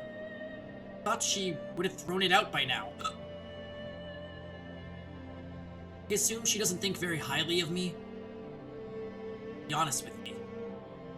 She was planning to kill you. Maybe that would have been for the best. To her, I'm nothing but a power-hungry traitor. The necklace, I'll take it. Here you are. Okay. When he takes the necklace, Jacopo looks as though he's on the verge of tears. Whether from the pressure of not wanting to lose face, or simply because he's no longer able, he doesn't actually shed any, though. The other two just stand and watch him quietly. Neither of them saw the vision of his past, and they don't cry either. Our exchange was probably sufficient to give them an idea of what happened, even if they don't know the details. Clutching the necklace in one hand, Jacopo takes up the head of the procession to the observation tower. And while it lasts but for a brief moment, I see an image of the young man he used to be in his slightly slouched shoulders.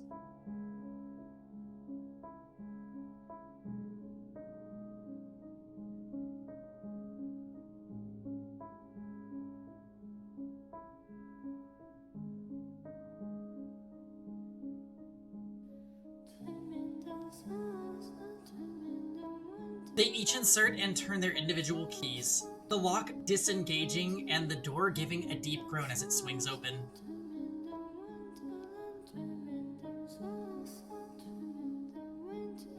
Beyond it, a spiral staircase extends high into the sky.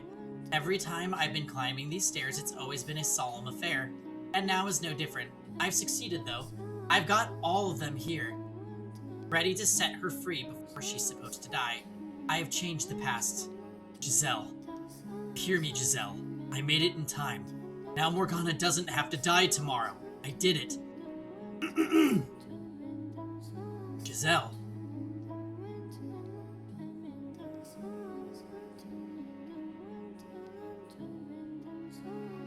With me.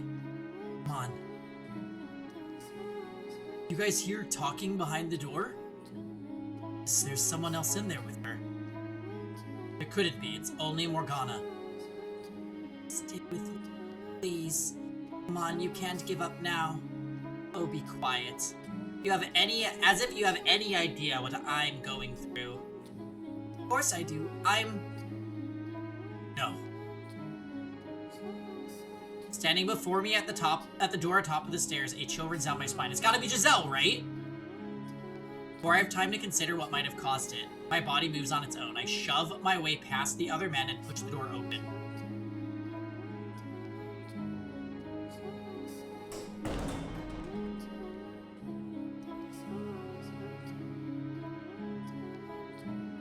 I know.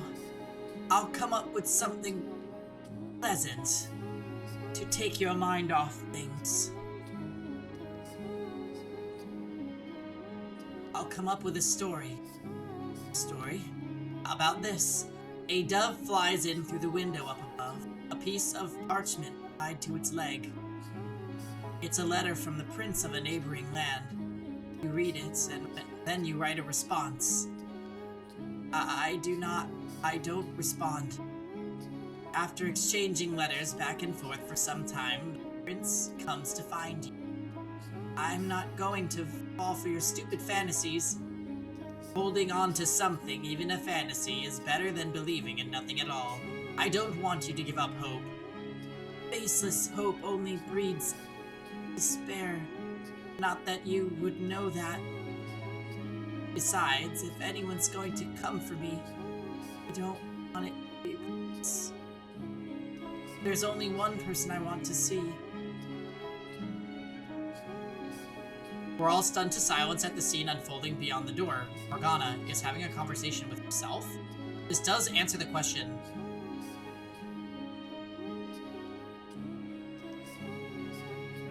Of who the white-haired girl is and where she came from. But I can't. This is just... No one should have to go through this. Her mind has split in two. Oh, Morgana. Looks like you have visitors. Here to take blood, or they've got no use for me anymore and are here to kill me. Oh, don't be so negative. Look, there's someone new. Just set me free already. Morgana, you know what my wish is? Kill me and curse on them. Come on, Morgana, look up at them. Your letters, they made it. Never wrote any letters. He's got long hair, white as snow, and eyes like rubies. He's beautiful, like an angel descended from heaven.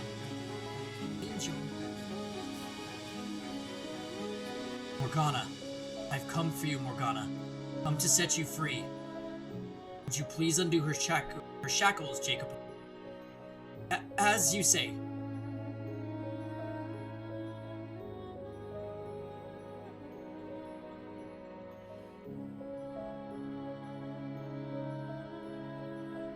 Morgana. Angel? Can you hear me, Morgana? At long last, I have the chance to hold you while you're still alive. I'm here to get you out of this tower. You have nothing to worry about anymore. You can go outside again, see the sun. You can go back to your old life. Angel. Morgana. No one's going to hurt you anymore, Morgana. And the three of them by the door, none of them had any malice for you. Angel. You're free. You can go free again. Angel. You can have a normal life. No one is going to take any more blood from you. Angel. Please, Morgana. Please stay with me. You don't you want to leave this place? I'm going to set you free. I'll take you back to your cottage by the lake. Get you medicine. I'll help you with anything you need. If you want to go somewhere far away, I'll take you there. I'm begging you. So, this moment. Morgana. Waiting so long for God to send an angel. Are you an angel? Are you an angel sent to deliver me from this place? Please, deliver me unto my father's presence. Can't go back out there. Can't live with the mortal realm any longer. But to one place I wish to go. O holy servant of the Lord, you are an angel, aren't you? Please, deliver me from this place.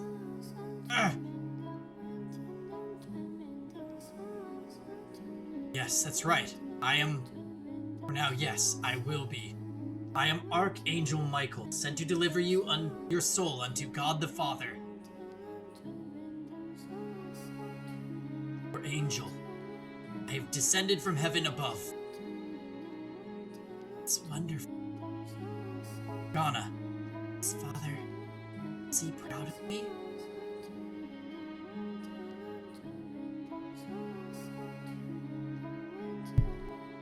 Hi, Chief.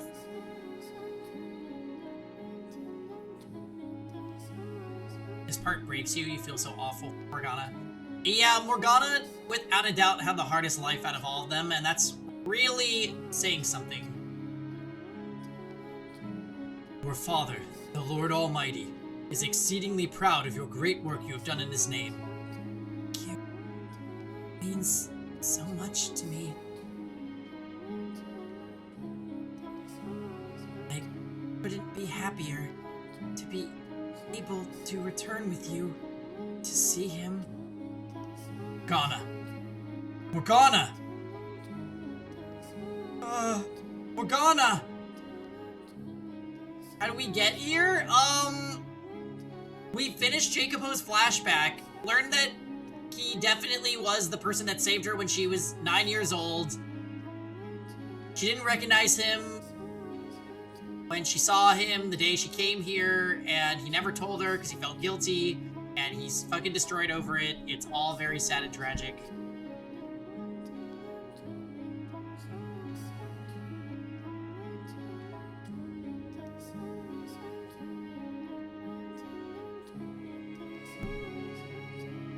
Her body goes limp in my arms. Why is she dying in Michael's arms? Because when they got to the top of the tower, she's like basically already dying. And the last of her life slips away.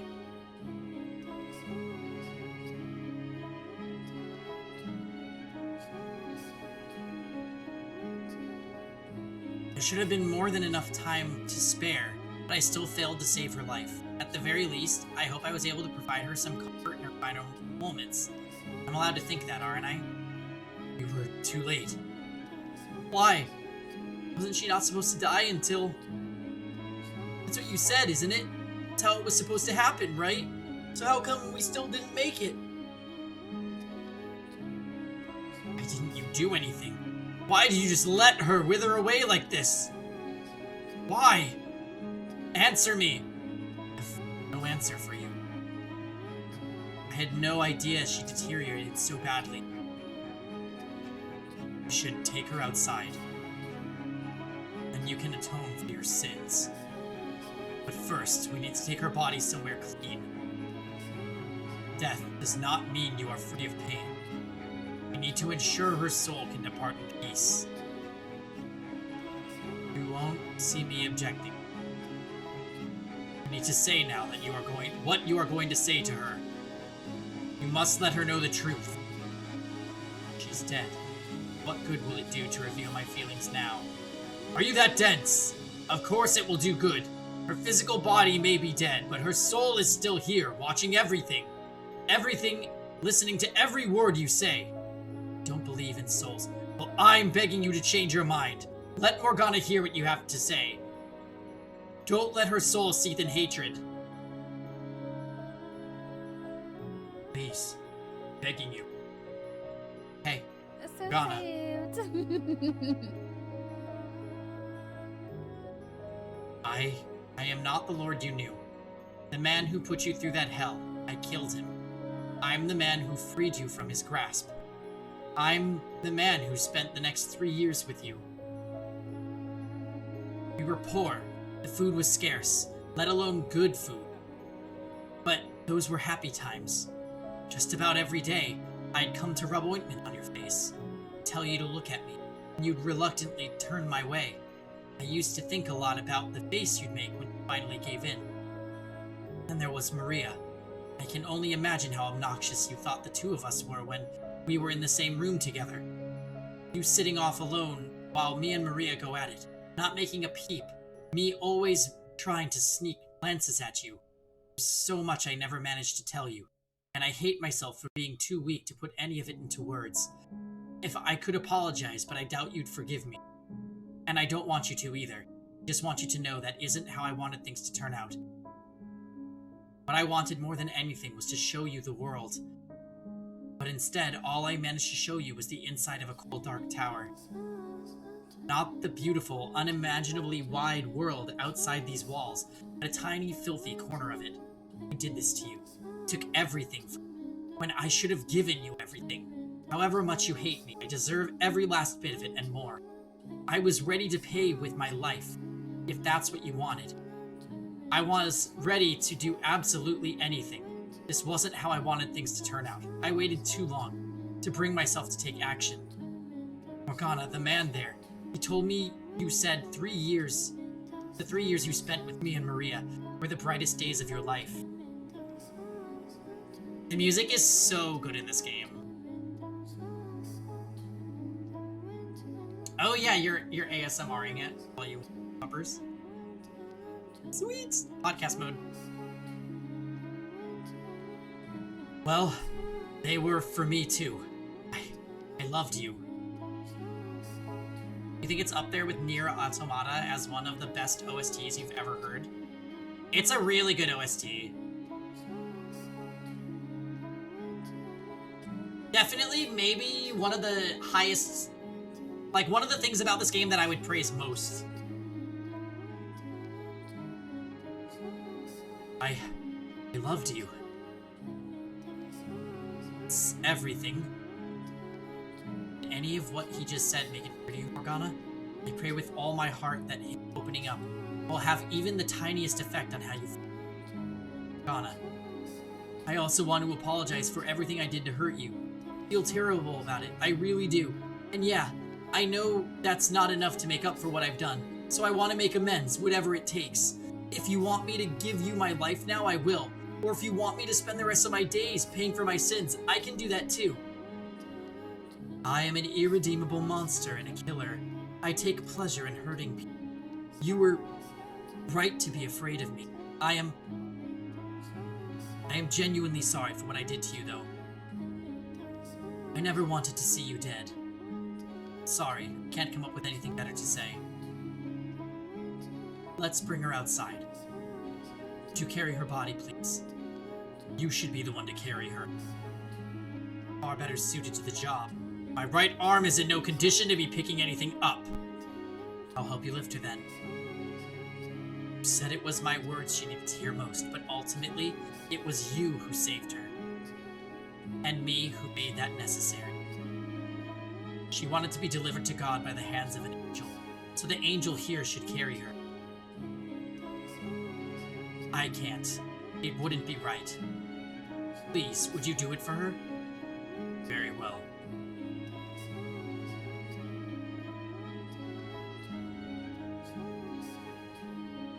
Jacopo puts the necklace around Morgana's neck, then lifts her dead body off the ground and places her in my arms.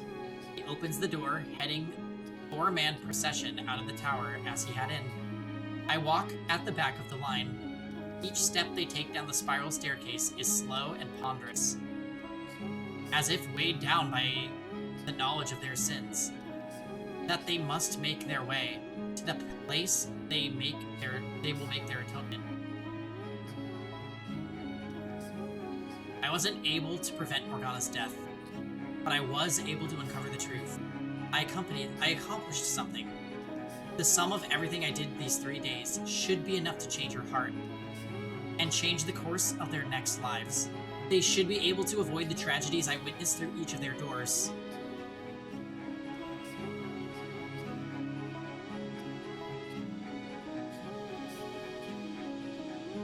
When we step through this door and people see Morgana's body, we'll be made to pay for our sins.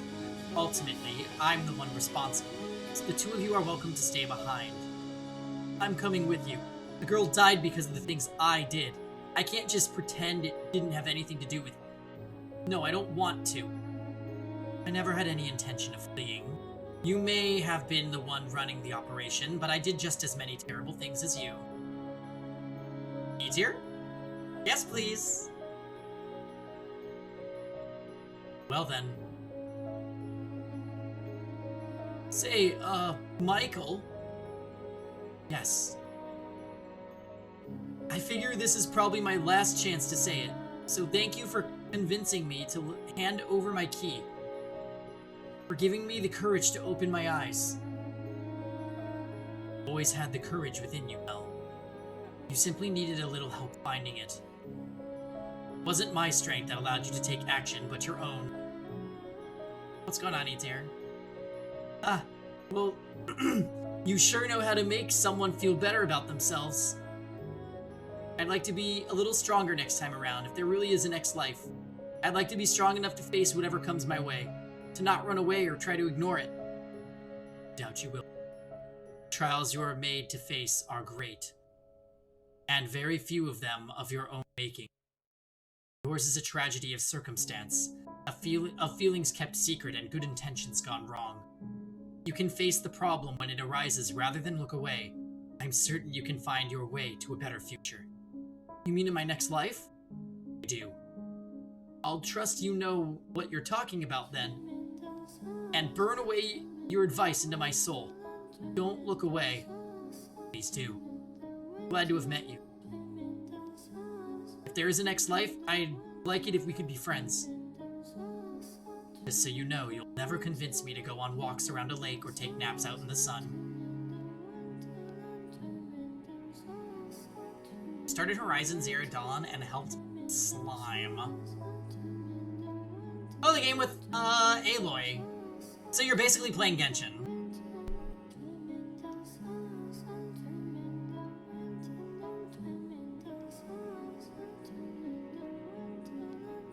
Well, that makes it sound like you're a very gloomy, unpleasant person to be around.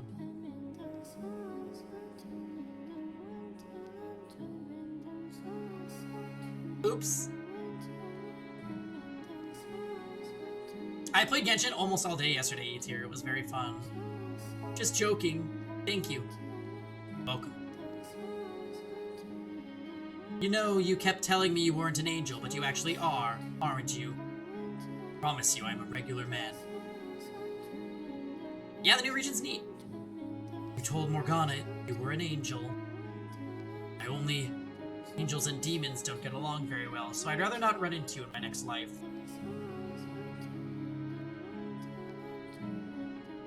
You saw my Abyss run? Yeah. Well, I fucked up on floor 11 because I went in with 2 characters that barely had gear. Lamau!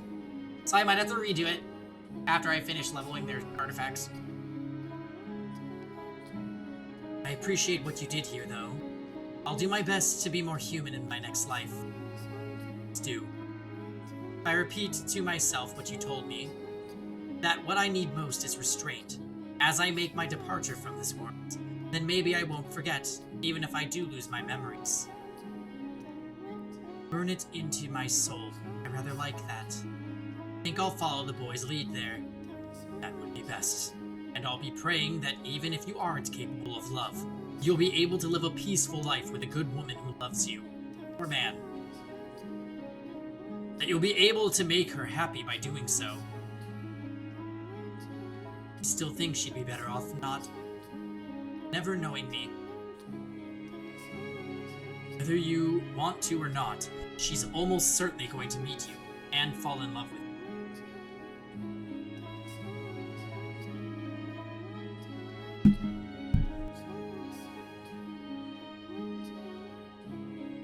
You know, now that I think about it, she's not as normal as I first thought. She's a peculiar woman. I can't say I disagree. Well, I guess this is goodbye then. That it is. I know everyone else is doing it, but I've got nothing to say to you. Didn't expect you would. Ah! Well, I suppose I do have something I'd like to say to you. What might that be? Be more open with yourself. If you had only put your feelings into words, things would have turned out differently. In both this life and your next. You're done with MiHoYo mess forever. It's nice to play nice-looking and viable Aloy. Yeah, Aloy looks like shit in Genshin. I'm with you though. Like, focusing on non-live service / gacha games feels really good.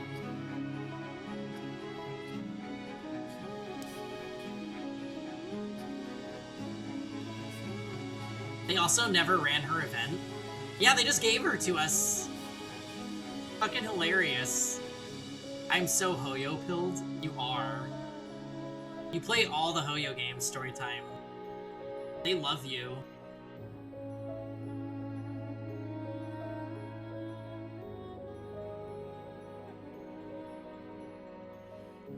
Pen 2 on the side.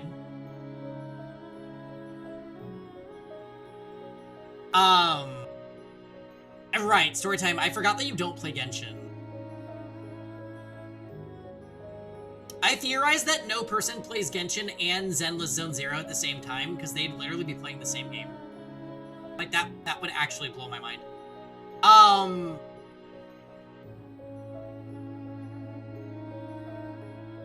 They're actually very different. Thank you. So anyways.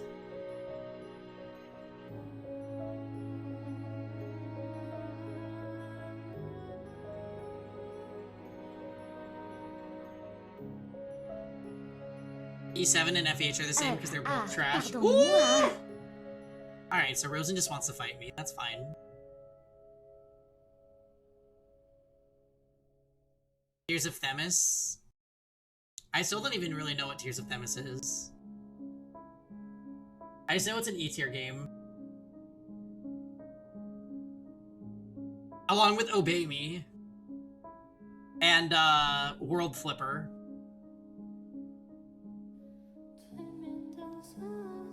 And that food game.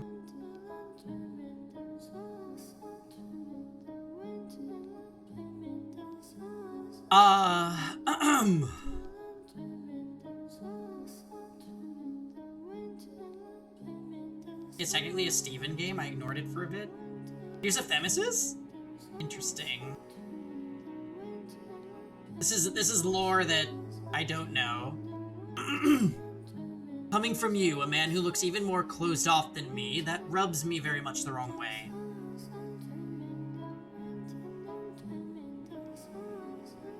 I really look that closed off? More ways than one, yeah. That part of me is deeply ingrained. You telling me to open up won't magically disentangle my personality and make it. I don't think you're as twisted as you believe you are. I'll consider it if this next life nonsense you're selling is true. Please do. Lord have mercy, one hell of a man certainly busted his way into my life. Last thing I expected was for an outsider to be the one to get us to open that door. Impressive work for one man. It's not only my doing. I had help from a number of people. And it was you, Giselle, who did the most in getting me there. I'm not as big a man as the three of you make me out to be. That was my holdups. Before this, I'd lost so much. I felt utterly powerless. I was on the verge of abandoning hope. But having the opportunity to meet all of you, to spend time with you and the people around you, it did a great deal to revitalize my spirit, despite the atrocities involved. So I thank you. I pray your next lives may turn out better.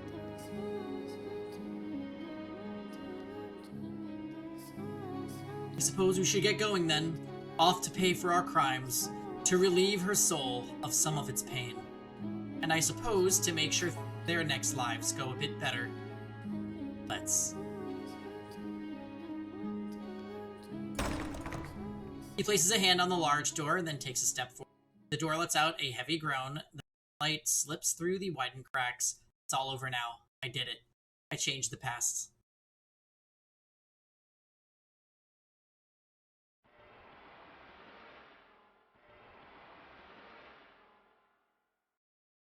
What? The hell? I see beyond the door is not the nighttime courtyard. The sun hangs high in the sky, shining down on the blood-soaked grass. Why? What's going on? That's when I notice. The weight of Morgana's body is gone from my arms.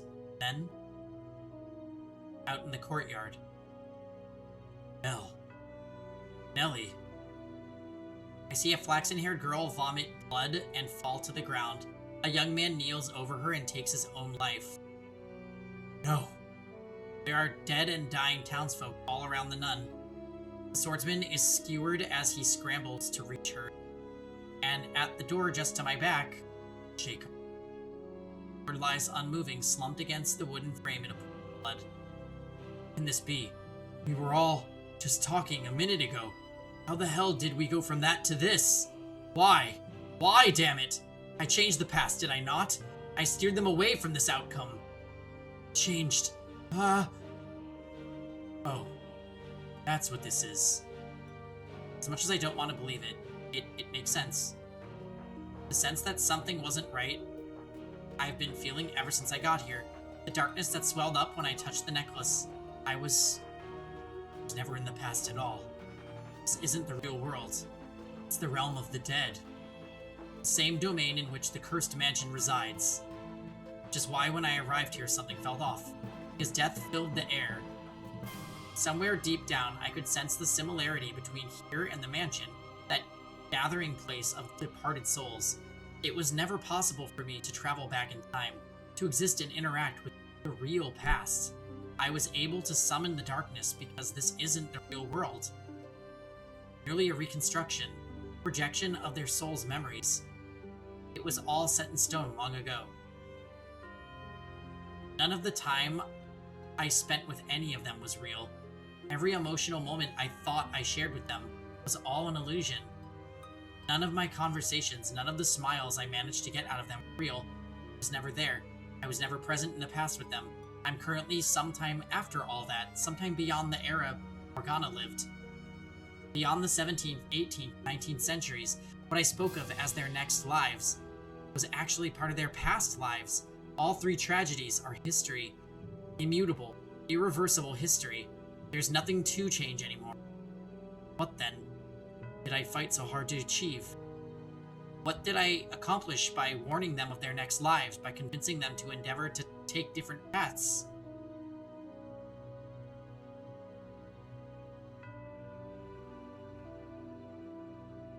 Really? Because the feeling I'm getting from this scene is like, oh, what did we just spend the last 10 plus hours doing?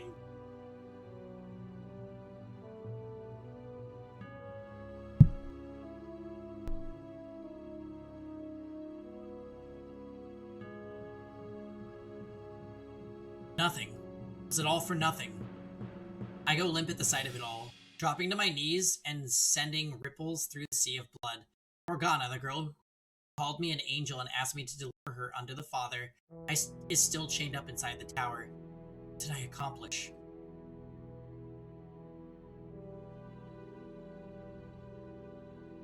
What purpose did anything I do serve? Was it all just a big damn waste of time? But my cries go unanswered, simply fading into the dead air. Giselle, who kept me going for so much of this ordeal, is still silent. No, I did accomplish something. It wasn't a waste of time. Everything I did, it wasn't for nothing. I may not have changed the past, and I may not have stopped their tragedies, but I achieved something. I uncovered their stories. I learned the truth of everyone's involvement. Can't take that away from me. I know you're out there, Morgana. I know you've been watching this whole time. You know the truth now. I accomplished that much. That has to change how you see them, at least a little. If the present Morgana has had a change of heart, decides to let go of her hatred, then that should cause the cursed mansion to disappear, their souls set free. It'll take that leap of faith. I'll take that leap of faith. That what I've done is enough, and make my way back, believing there's a future for them beyond their tragedies. Coming back, Morgana. I'm returning to the house. In that world of blackness, seething with hatred, to my present. I'm going to try this once more. An honest attempt to really see you, to face you, Morgana. I'll be there as soon as I can. Kneeling in a puddle of blood, I return my gaze toward the heavens. The searing sunlight is slowly eroded by darkness, and my body, mind, and soul follow soon after. The bloody corpse-riddled courtyard dissolves, and I find myself once more in an utterly lightless world. I clench my teeth as hard as I can manage, squeeze my ears as tight as I can, because that's the only way I can keep screams back, the tears from spilling down my cheeks.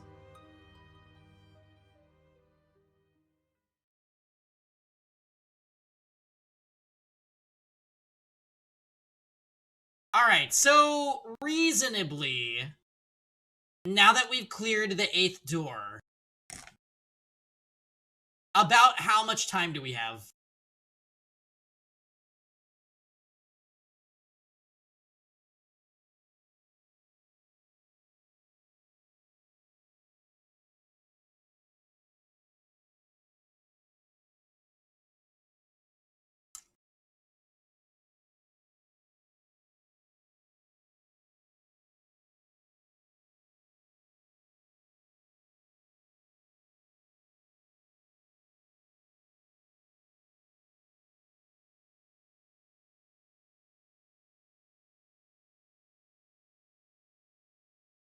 Okay.